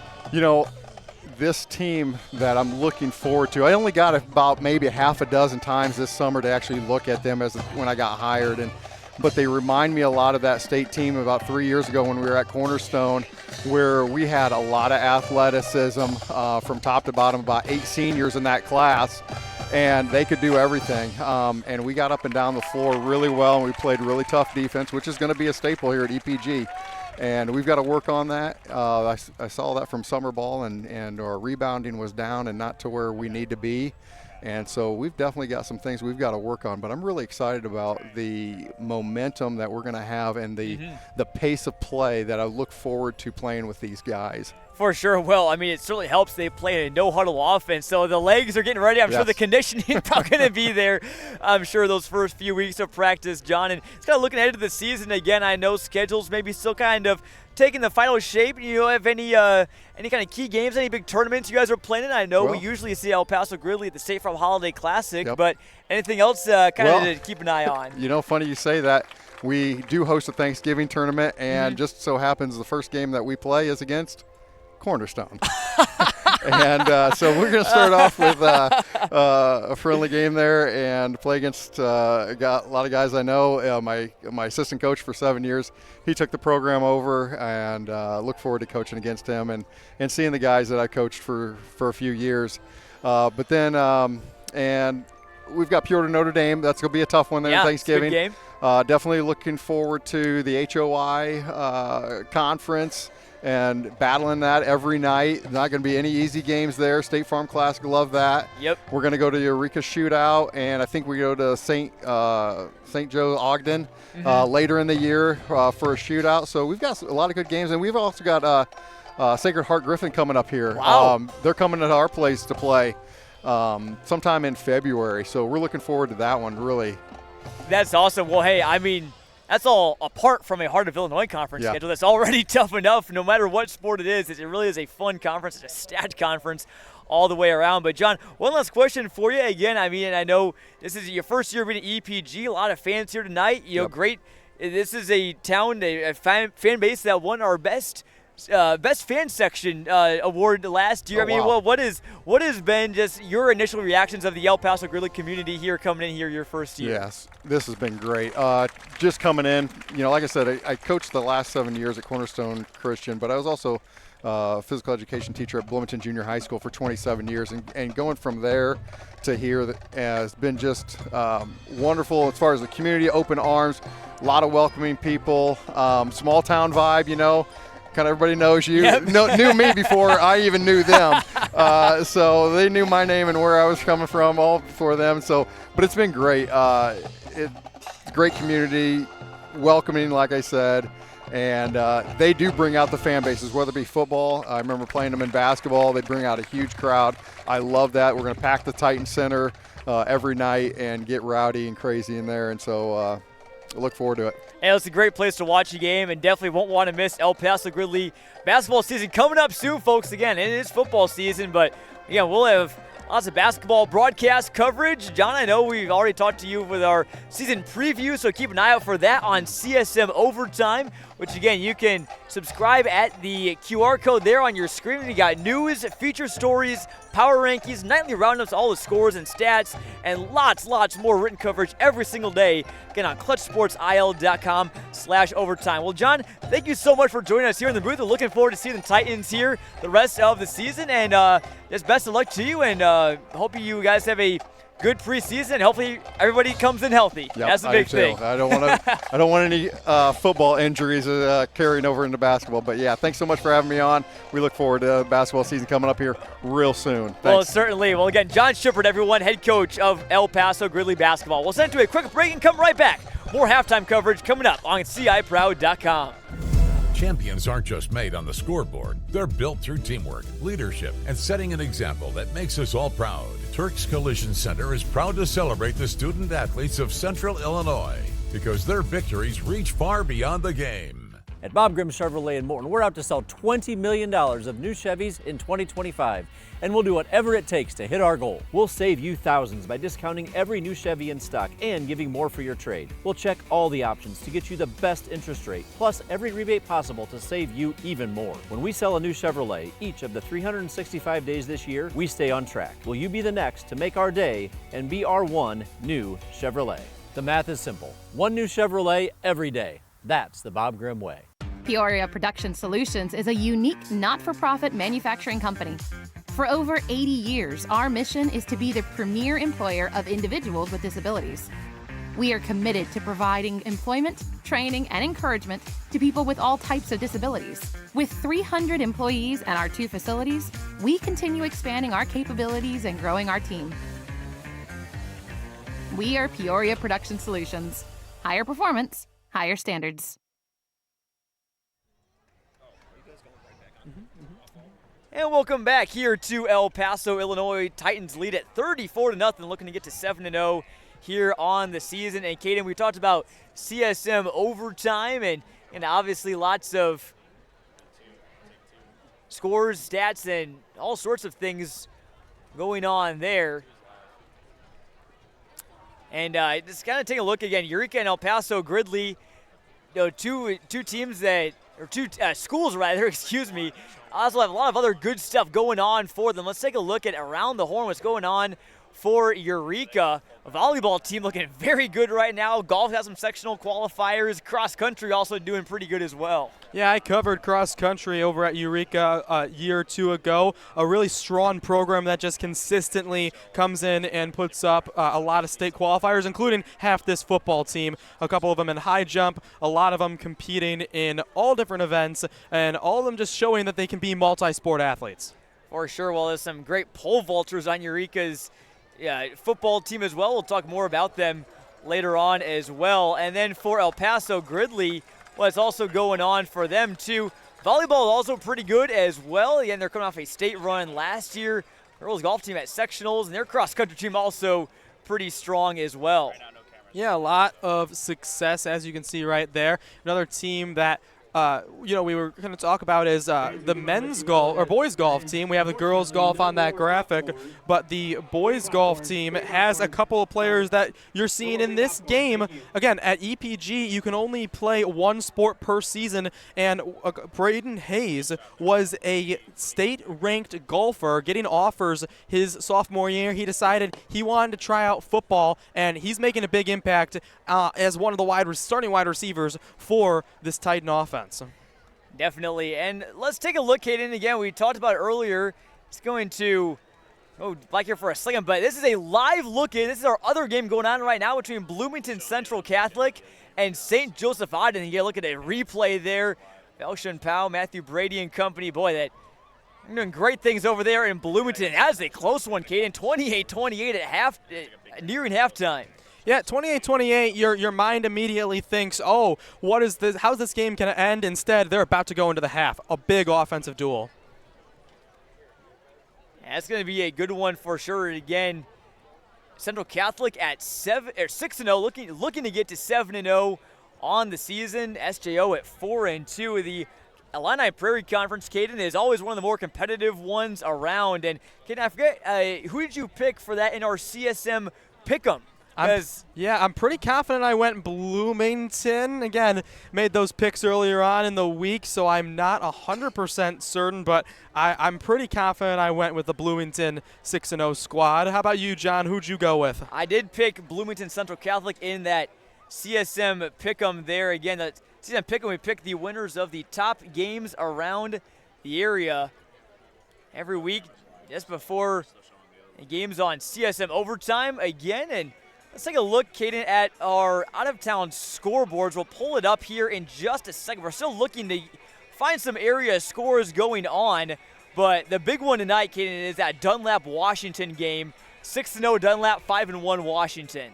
Yeah, two powerhouse teams. Washington, near 3 years, if not over 3 years, since they've lost a Mid-Illini contest, but a 6-0 Dunlap team led by tight end Max Sutter coming in to try and disrupt that. You're about to see the score in that one and a couple other games.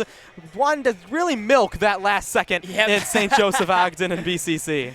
Yeah, you'll see there Washington leading Dunlap 10-0. Our Mark Wagner is there providing live coverage of that game. He'll have a story from that one again on CSM Overtime tomorrow.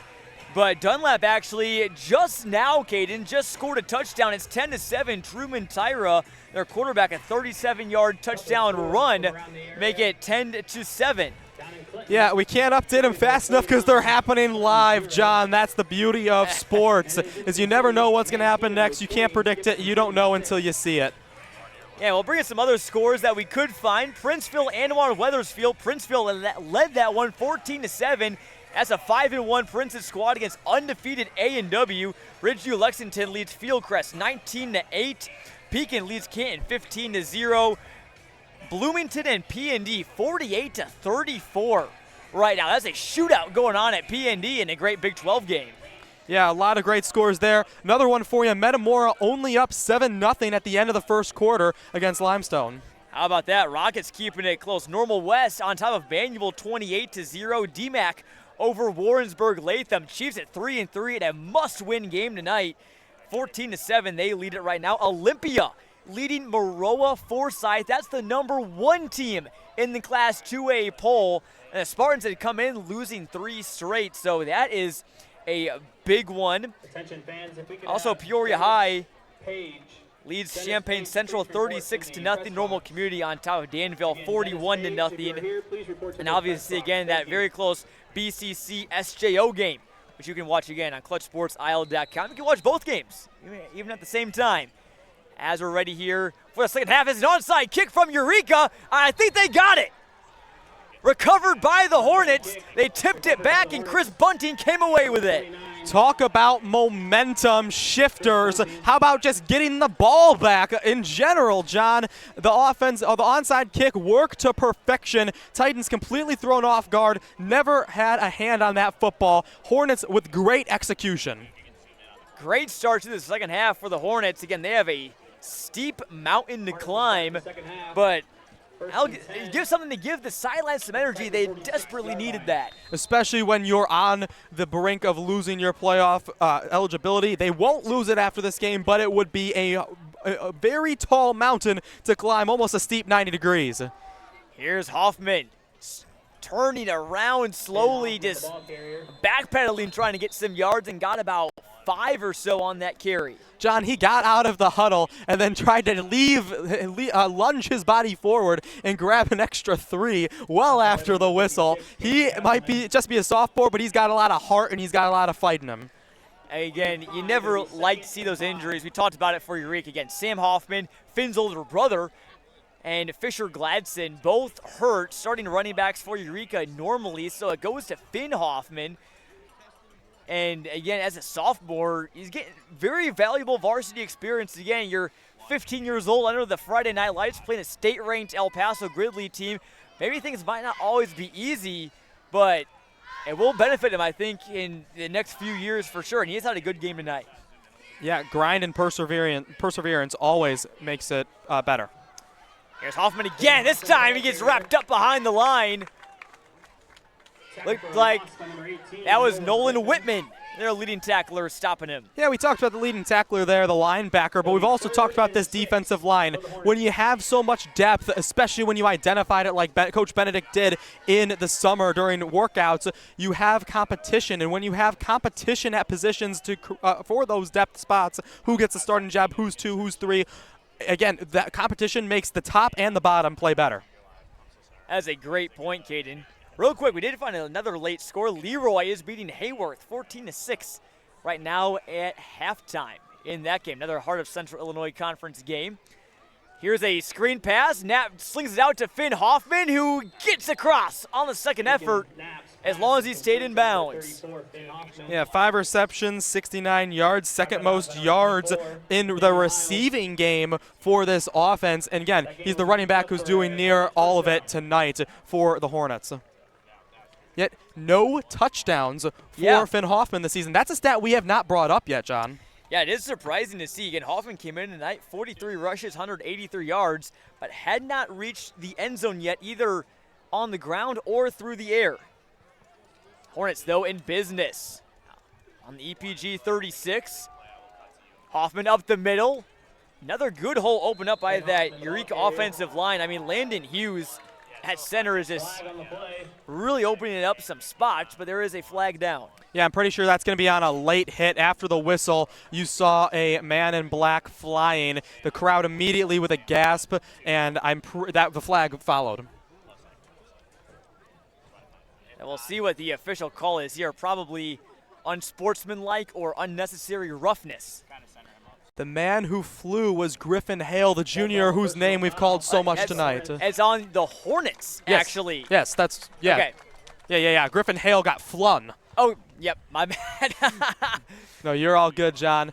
No, but I really did like that play design because you had Hoffman out wide, you motion him back in, and you're thinking, is he going to get a pass in transition or a flick in transition? Is he going to just serve as a decoy? You're planning on just Lincoln Knapp being under gun, and then call hike, give him the ball. You think he'd go do an end around. Instead, he goes right up the gun. It was a great play in my eyes. Just the penalty had to bring it back. So it makes it 2nd and 19 now. Here for the Titans, or for the Hornets rather. And Hornets trying to avoid having the running clock come into effect. Not much doing there on that play. It's going to be tackle in the backfield by number 18, Nolan Whitman. 2nd and very long. Yeah, the personal foul kept the down for the Hornets. That helps them out when you're trying to climb back from the lossage of yards, but that time they lost something. Now they updated it. They just updated the yardage, or I'm sorry, the down. So you were right, John. Third and 21. It's a long way to go for Eureka. You almost have to believe they're in 4-down territory, however. And they're probably going to be in 4-down territory the rest of the game. See what they do on 3rd and long. Safety back deep. That's Braden Gibson. It's another screen pass to Hoffman. And EPG knew what was coming. You haven't really seen hardly any passes from either team go downfield much tonight. Yeah, I mean, that one that was a rollout, defender in the face where he threw the interception, I don't know if it's scaring Lincoln Knapp a little bit, but you're right, Bunting and Thompson's name, they've got the explosive play capabilities. We just haven't been calling their names tonight. We've called Bunting's on those returns, but neither of them have seen the ball here on offense, and it does look like they're going to punt it. Yeah, 4th and 21. Might as well maybe just try and punt this one away, maybe play the field position game. As we're inside of 9 minutes here to go in the 3rd quarter, it's Javion Maxson back to return. Yeah, unless if something crazy happens, this would be the furthest field position back that the Titans have. That's something that has to be in the back of Bachman's mind. It is, again, small victories. But again, Eureka not really much in the business of that. Here's another fake. No, they're going to pooch it away. And it's a good line drive kick there from their punter, Brandon Trent. Somehow got it away, facing the heat, and it gets inside the 15. For circumstances, that's one of the best punts I've seen, John. Well, Kaden, we talked about Owen Adams and the season he's having. He is not having just any season. He is having a record-breaking season. 19 passing touchdowns coming into tonight. That was already an EPG record. He became the only EPG quarterback to ever throw for 20 touchdowns in a season. Earlier tonight, that touchdown to Bergquist back in the first quarter. He's only 267 yards away from breaking the single season record for passing yards as well.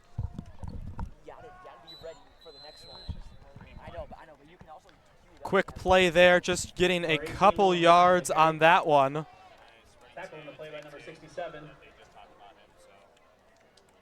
I mean, Adams, he's not just putting up video game numbers. He's not just putting up any kind of numbers. He's putting up state numbers.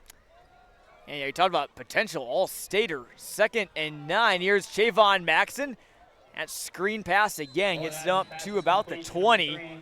There's 7 more again. We don't have official stats in front of us. I'm not really sure where Adams is yardage-wise here tonight. I think he's probably around 100-ish or so, maybe a little bit more than that. I think that's a conservative estimate. I think that's a great guess where you're not going to get in trouble, but you're also not shooting for the stars. And just bonkers what he's done this season. Here's a first down run. Titans will keep it going. And that was Nolan Whitman getting the carry there. Second time Whitman's seen the ball on this drive. We saw him with that 2-minute drill to end the second quarter for the first time in this game. Now we're seeing him on the offensive side of the ball, and he's lined up in the backfield once more. And Aiden Adams is technically the starter, but there are a lot of other guys that do carry the ball. Here's a downfield pass. Javion Maxson trying to juke out Stoller. Got right there to the 40. It's going to be 2nd and 1. Yeah, when you're averaging almost a first down in the air like Owen Adams is, you don't want to – why would you leave the pass game when you're just continuing to go down the field every play after play with just forward progress, no questions asked. So it's a 2nd and 1 now. Handoff going to Whitman. Gets the call. Still going. Out across the 45. Yeah, Whitman's going to move the chains there. A name, like you said, it's a team with a lot of depth. Let Adams kind of take a breath. He's standing there on the sideline. His head is up. He wants to get back in that game and get some runs, but let's let some other guys get some opportunities. So. Yeah, Adams already has a 70-yard touchdown, and that's Aiden Adams. And 2 Adams on EPG, neither one of them related. Pump fake and a pass. Here's Braden Hayes. The golfer turned football player shoulders a big hit. Like that was number 52. It's like that was Max Beard there laying the lumber. Yeah, somebody who he may have been a golfer last year. Now he is getting, now he's having to stand his ground. Was talking with Coach up here before the interview, John. He's going to be one of the shooting guards on the team for the Titans as well. He is a star for that team. Pass is complete. Adams over to Javion Maxson. Going east and west and finding more yardage down inside the 25 and takes Bunting down with him on the sideline. Yeah, Hayes thought that ball was going to him. And again, first-year player, he sees a ball in the air. He's trying to grasp at that one, but it was over his head perfectly into the breadbasket of Maxson, who's able to cross to the other sideline where he saw the defenders opening, trying to get to the edge. However, still, big play. See, both Maxons really love to go east and west. Just try and use their speed to outrun defenders that way. Here's Whitman running to the right side. First one there looked like might have been Hetz for Eureka. Wraps him up after a gain of about 6 or 7. Play by number 29, Chris Bunting. Bunting on the tackle. Great. Again, Whitman's showing that he can maybe get some more reps and kind of go in and out with Aiden Adams. With that stellar run downfield, just getting his head down and moving his legs. So 2nd and 3 here from the 16. Adams, flush out of the pocket, might just keep this one himself. Oh, and a massive hit between him and Ty Schmidt. Saw their helmets kind of bouncing off each other. I'm glad both of them are okay. That looked dangerous from up here. Yeah, very, very glad that both players are okay. Owen Adams immediately rolled left. He was looking downfield, but it wasn't open, so he just took it himself and made a statement play for his sideline that this game isn't over yet. Now 1st and 10, and Whitman gonna get wrapped up. Second one came in there with some force was Brent Miller. Again, Miller, a 3-year starter for the Hornets. He's got 16 tackles on the season. And again, Jason Bachman has said he's not the biggest guy, but he plays much bigger than what his 6'1", 200-pound frame says. Yeah, and the senior's got a club on his left hand. We've seen a lot of them from that defensive line. Adams looking to throw, almost picked off, but into the hands of Javion Maxson. Nearly an interception. Hornets almost had it, but EPG reaches 40 here with 3:46 to go in the third. Now it's a pair of touchdowns for the Maxson brothers, both of them with 8 this season. As you said earlier on, the competition, one gets a big play, the other's got to go out there and answer. You know that Javion was in the locker room at halftime telling Owen Adams, hey, you can't let my little brother get a touchdown and not me. Oh, so the PAT will come here from Bergquist, and excited to see those Maxson brothers too on the basketball court. Doinked the PAT. That is a miss from Bergquist, and Caden, we talked about it earlier, that one that was blocked, he came in tonight, perfect on the season. Weren't quite sure if that blocked one counted. That one will definitely count, so Bergquist no longer perfect on his point afters this year. You know that a kicker is dominant at the high school level when the biggest gasp of the night comes off of a doink PAT. I mean, where I'm from in the Downers Grove, Chicagoland area, you barely see PATs being successful. A doink is a positive thing. We had a nice big gasp. That shows the strength of the leg and the consistency that Owen Bergquist brings to this special teams unit.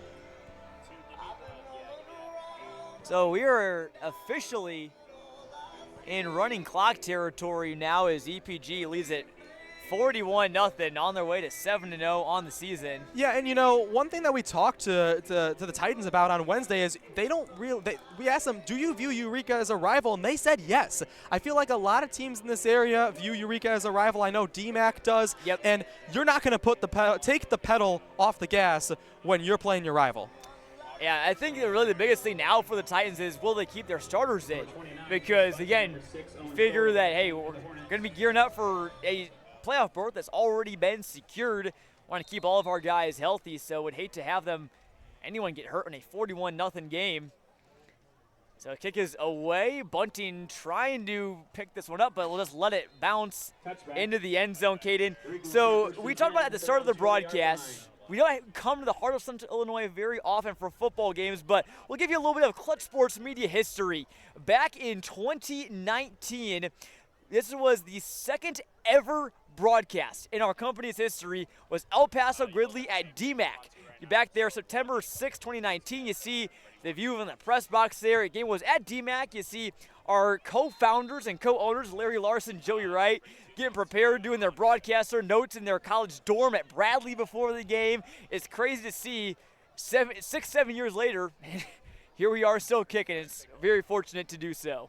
It's a lot of fun. It brings and shines a light with stories, with social media posts, with these broadcasts on all different schools. And now we are having the opportunity tonight to have our first show in the heart of Illinois with video coverage. First show with video coverage. At least for the football season. Yes. At least here in El Paso, we have done it. Snap gets sacked. Number 75, that was Luke Offerman, sophomore, on the tackle there. But yeah, we have done video broadcasts for HOIC games. It's been a little bit of a while. We haven't done one at EPG. We've done a few at DMAC, a few at Eureka, I think, in years past. But the opportunity opened up to be here. We picked this game out back in July. I said, hey, I think Eureka EPG is going to be a good game. Well, not really close, but opportunity to see a Titans team has been very impressive. Not only is it an opportunity to see a Titans team that's been very impressive, but we are getting to shine on and highlight the Eureka Stars. Again, they have a lot of talent. They just have not had the ball roll their way so far up until this point in the season. And as they deal with a 2nd and 18 here, you talk with a lot of coaches before the season, as we talked with all of them for our previews before the year, and the common refrain was, what's your biggest goal for the season? A lot of them just said, stay healthy. And you can see why, because, Eureka, when this team is fully healthy, I think they're a pretty solid team. Obviously, they got off to a rough start against a good DMAC team. But again, you wonder where this team could be if they maybe don't have some injuries. Maybe they win that game against Shelbyville. Maybe they're 3-3 this week and are still alive. Again, it's just sometimes the ball doesn't bounce your way, and many years it does for Eureka. So again, it's uncommon to see them again in their current situation. But I have no doubt at all that they will definitely bounce back next year and also in the final 2 weeks of the regular season. Here's new quarterback in for the Hornets. Going to throw it, almost intercepted there by Bergquist. Jackson Klaus, the sophomore, now the signal caller for Eureka. So we'll see what he's got, but he's going to go back to the sidelines here. It's 4th and 15. Yeah, hopefully he was just taking a rep for experience, not because of that sack that came to Lincoln Knapp. But I was going to say Lincoln Knapp, a junior, Finn Hoffman, a sophomore. You've got Bunting, a junior. A lot of these skill guys have a year left or two. For Eureka and for Coach Bachman, it's a year about learning, and it's a year about how can we come back stronger next year with the grit and the toughness that we know we are capable of. That's most definitely true. And again, Eureka's motto every year is stone by stone, is gradually getting better. So maybe a step back this year, but they'll gradually get back to where they were. And a great punt there from Trent. It goes out of bounds around the 40 or so. So the clock will run out here in the third quarter. We'll be right back to close things out here from El Paso, right here on CIProud.com. We are Local Union 649. Our commitment to safety, our state-of-the-art training facility, and our pride in the work we do to build America is what makes us stand out from the rest. We are Local 649 of the International Union of Operating Engineers, and we are looking for the next generation of equipment operating apprentices. With Local 649, you'll find more than a career. You'll find a family, creating legacies since 1917. We believe solar energy should be as dependable as the sun itself. Now, imagine your energy company felt the same way. In an industry full of overblown promises and hazy fine print, we're here to be the light in the dark. Ready to explore solar with a partner you can trust? Visit www.suncollectors.solar.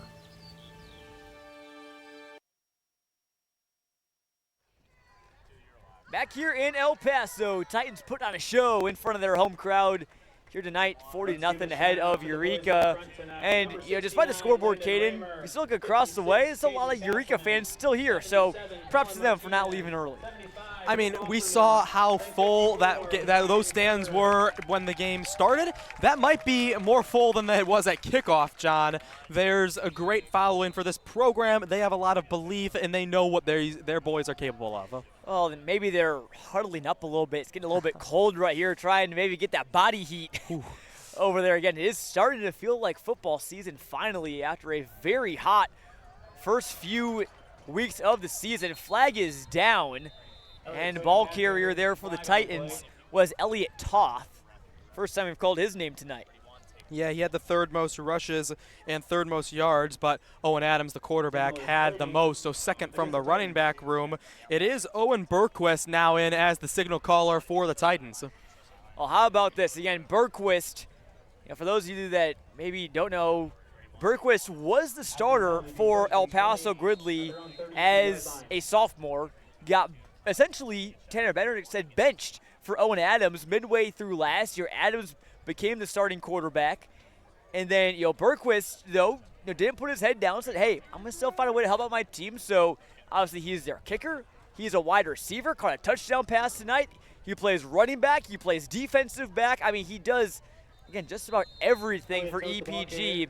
So, it's just great to see that he is still able to make an impact on the field. He's not putting his head down, which some players could have done in that situation. And even there, he sold the fake run, 40-0 he still got to try and help out his team. First touchdown pass tonight. We talked to Coach Benedict about it. He actually brought up Owen Bergquist, and he was the one who was given more hats off than I think anybody else would have about how he was a kid who never once has complained, never once has put the head down, has always said, Coach, what do you need next?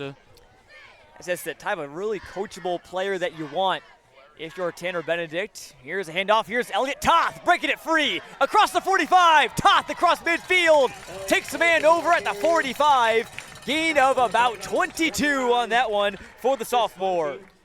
How about a 20-plus yard run for Elliott Toth? I mean, come off the bench as a sophomore, 5'6", 150. Make your own name known in this game. Make sure Coach Benedict remembers what you've done tonight as top of everything else. And I got Toth, the sophomore, Adams, the junior. I'm just looking at these starters, Caden. Not a single senior. Owen Berquist. Yeah, Berquist, yes, a starter. But you look at their 4 wide receivers, their running back Aiden Adams, their offensive line. Yeah, juniors all and sophomores sophomores and juniors. You never see sophomores and juniors across all 5 offensive line starters. That's unbelievable. As here's a run. Pickup of a few there. Tom Irwin, the ball carrier there for the Titans. And, you know, Caden, I mean, you look at, especially in small school football, right? Rosters are a bit smaller, guys that usually flourish are the seniors that have spent 3 years in the weight room. They've gotten big, they've gotten strong. You don't really see sophomores and juniors stand out as much at the Class 2A small school level. But, I mean, EPG, they are really the unicorn of these top 10 teams in Class 2A because I guarantee, without looking at their rosters, all of them have at least some seniors that they start on offense. Yeah, with these rosters that we were provided, both teams had 66 players on it. There is nowhere near 66 healthy players on that Eureka sideline, and they have to fill those gaps with those sophomores, those juniors. But on the other side of the coin, the depth of those sophomores and juniors have pushed the better competition and pushed better play from everyone on the Titans team. And a 6-0 Titans squad, 2 point out for the zillionth time. And they're one of few undefeated teams left. El Paso-Gridley, Bloomington Central Catholic, Farmington. Dunlap, obviously, faced off Washington tonight. Here's a carry there from Elliott Toth. Got the proper pronunciation there from the PA announcer. So, again, Toth came in tonight, 16 rushes, 116 yards, and 1 touchdown. Pretty efficient, 7.3 yards per carry. Yeah, and even Toth there, he had 3. It took the third guy to actually stop him. He continued to churn those legs, brush the defenders off. Again, he is trying to prove as a sophomore why he is special and what makes him a valued member of this backfield unit. Again, on paper, the number 2 guy behind Adams. We've also seen... Here's Toth, and he gets drilled there on a big tackle. Tackle on the play by number 58, Tyler Billings. That was Tyler Billings for Eureka. So a lot of backups in this game now for both teams. Again, glad you're still with us here on CIProud.com. It's been all EPG since the start. They took a 13-0 lead early in the first quarter, but no matter where you're tuned in tonight, whether it's El Paso or Gridley, Eureka, Goodfield, maybe even Bermuda, for example. Glad you're with us here tonight on CIProud.com. Makes me think of that one song, Caden, Bermuda, Jamaica.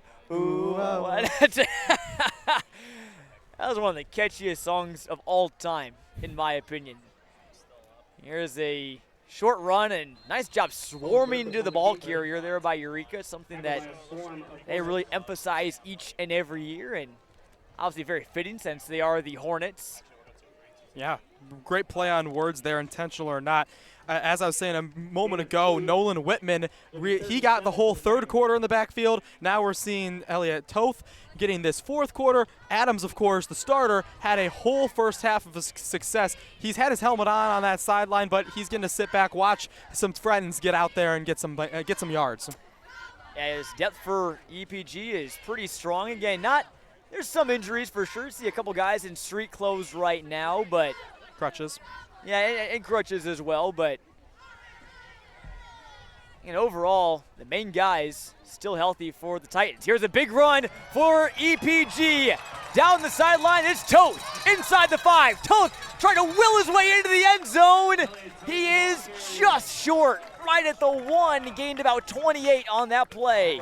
Yeah, top to bottom, that was a great play by Elliott Toth, the sophomore. He was looking like he was just going to get shoved out of bounds, and instead he fully stopped. That's not something that you or I could do, John. He completely halted his body and cut left and was able to get all the way to the 1, it looks like, before being stopped. Again, a play that not many can do, and that's the backup running back, 3rd in the game so far for El Paso-Gridley. They're going to let this, they're just going to be calm. Owen Berquist running to the sideline back and forth. They're not really going with their no huddle anymore. They're taking the clock down, something that Eureka did in that first half. And they tried to really stall the clock a little bit, but EPG still just too quick for every team so far. Now the ball's on the ground. Toth fumbled it, but it looks like he might have recovered it back there at the 5. Yeah, it'll be a loss of 4, but, you know, Berquist and Toth, that's not a combination that's handing the ball off to each other as much in practice, and so there's going to be those hiccups. That just comes with learning and learning each other and consistent reps, something they haven't really needed to rely on. As here we're inside of 5 minutes now. EPG looking to add one more here on the scoreboard tonight. And it hasn't been their season high just quite yet. They scored 52 back in week 4 against Gibson City Melvin Sibley, a team that was state ranked at the time and is still state ranked as Berquist gets lit up by Grant Hetz. I mean, big play there. Hetz came off the edge there like a strike of lightning. I mean, geez, Berquist lose a little bit of a low snap, but no, even if that was the perfect pistol into his chest, there was no way that he wasn't going to have to change his game plan because of how quick Hertz got to him. Now bring up 3rd down. Again, Grant Hetz, a senior defensive back and also a wide receiver rather for Eureka, has got 21 tackles on a pick coming into tonight. So it'll be 3rd and goal here for Berquist and company. Toth in the backfield. He's got a wide receiver that's Landon Feet at the top of his screen. Wide receiver Andrick Shippert at the bottom. Here's a handoff and a little bit of a spinorama there from Cole Petta, another sophomore at just 5'2", 110. Yeah, little guy out there getting the carry. And Petta on the roster, a QB and defensive back that time, getting the motion and around. However, the Hornets snuffed it out. I'll bring up 4th down again. EPG rather, just kind of running out some clock. It's going to be a tough one to swallow for the Hornets tonight, Caden. Again, they came in tonight, wonder, hey, could we shock the area? Can we pull off the upset? At least maybe make it close, give ourselves a chance, stay playoff eligible. Well, that's not the case tonight, but again, it's, Jason Bachman agreed. Football is more than about wins and losses, it's about life lessons, and sometimes you learn more from, a lot of times actually, you learn more from the losses than you do the wins. So I think it'll sting tonight, but it will do them better in the future. Berquist was looking for Shippert and incomplete, so they'll turn it over there on downs. Let's take a look again at the upcoming schedules for both teams, Caden, where they go from here. EPG takes on a winless Clinton team on the road next week. If this week is any indication, it should be a big win, I think many would assume. Then they close out back here against Shelbyville, week 9. And that's a good Shelbyville team as well. And as for Eureka, they take on Tremont, new head coach Joe Hageman next week, and then close out again at Tri-Valley.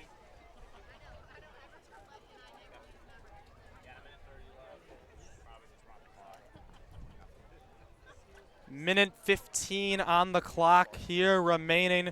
Motion with Hoffman. He's still in the game. Big hit laid there by the EPG defense.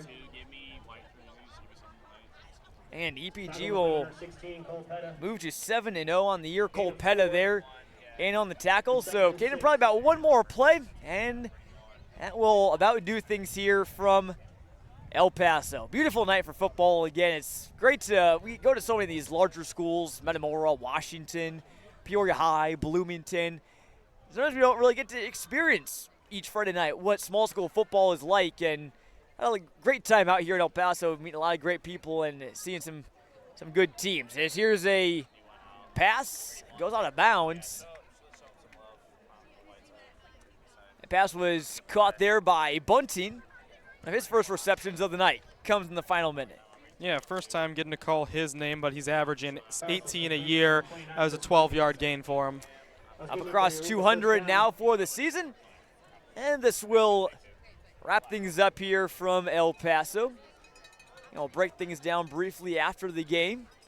And a bobbled snap. Klaus just going to take it and get tackled there by Elliott Toth. And that is how this one ends. EPG flexes its muscles here at home in Week 7. And they continue their warpath to the playoffs in a 40-0 win over the Eureka Hornets. We'll take a quick break and break things down, wrap things up here right after this on CIProud.com. Mornings can be crazy. We get that. Boy, are they. But don't worry, we've got your back. Breaking news, we've got you covered. The stories everyone is talking about will keep you in the know. Sunshine or storms in the forecast will help you plan your day. Sheridan Hertig, Renee Skinner, and meteorologist Nathan Kitchens. And we'll do it by making you smile. Because how you start your day matters. WMBD This Morning, weekdays from 5 to 7. Central Illinois proud. Welcome back to El Paso. Big win tonight for the purple and black. Jonathan Michael again, Caden Sexton here in the booth with you tonight. Again, glad you stuck with us here on CIProud.com. And Caden, overall is a big win for EPG. They really did all facets of the game. They got big plays on offense, got some turnovers on defense, made some nice plays on special teams defensively as well. What was most impressive for you tonight? You know, I think it was just the ability to, for the defense to be able to just snuff out Eureka's run game. Eureka had 200-plus rushing yards last week. They averaged just shy of 170 rushing yards each week, and tonight the run game was very quiet. Lincoln Knapp not able to move those legs at all, and it was because of those linebackers and also because of the rotating door of defensive linemen who were continuously able to shut things down. As there's a whole group huddle here now. They're going to huddle up there for post-game prayer. Good show of sportsmanship from both teams. Two very high-class programs, for sure. Had a great time getting to meet them earlier this week. And again, best wishes to all of them for the rest of the regular season. Might see El Paso-Gridley in the playoffs even, who knows. But again, Caden, talked about 40 points. That's what a lot of people's eyes are drawn to at first. But putting up a goose egg on the defensive end is also going to result in some pretty happy faces as well. Exactly, John. I mean, that's what I was just talking about. You know, you're going to take away a 40-0 win with all those points coming in the first 3 quarters and say, our offense came and played and did great work. How about those defensive turnovers, the defensive run stop, just consistency, consistency, consistency. You're never going to complain. And EPG, it's a fast team. It's a dangerous team. And one that you will probably not want to face if you're in opposition the rest of the way out here this year. Really quick scoring recap for tonight. Again, Owen Bergquist had 2 touchdowns. He got a 6-yard pass from Owen Adams. That was Adams' 20th of the season. Again, he's the only EPG quarterback in program history to throw for 20 touchdowns in a season. He also added a 5-yard rush just minutes later. Then Aiden Adams, a 70-yard touchdown run. That really, I think, was a big turning point in the game, and that's when they kind of started to blow the doors open a little bit. Then Shavon Maxson, 42-yard touchdown catch just before halftime. Braden Gibson, again, his 5th fumble recovery for a touchdown of the season, Caden.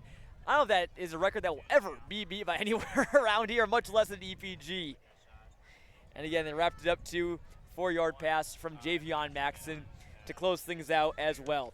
That will about do it for all of our Clutch Sports media crew here tonight, bringing you tonight's game on CIProud.com. I want to shout out all of our staff members tonight. Christian Courtney, Aubrey Degnan behind the camera, Nicholas Giuseppe also here behind the scenes, our director Gabe Haloka, Micah Rabin also our producer, and my color commentator Caden Sexton. I am Jonathan Michael saying so long and good night from El Paso. Again, stay tuned to our social media channels, Clutch Sports Media on Facebook and Instagram, Clutch Sports IL on Twitter. Stay tuned to where we'll be next week for our WMBD Game of the Week. High school football still rolling on here in Central Illinois. So one more time, EPG 40, Eureka 0. Titans stay unbeaten at home.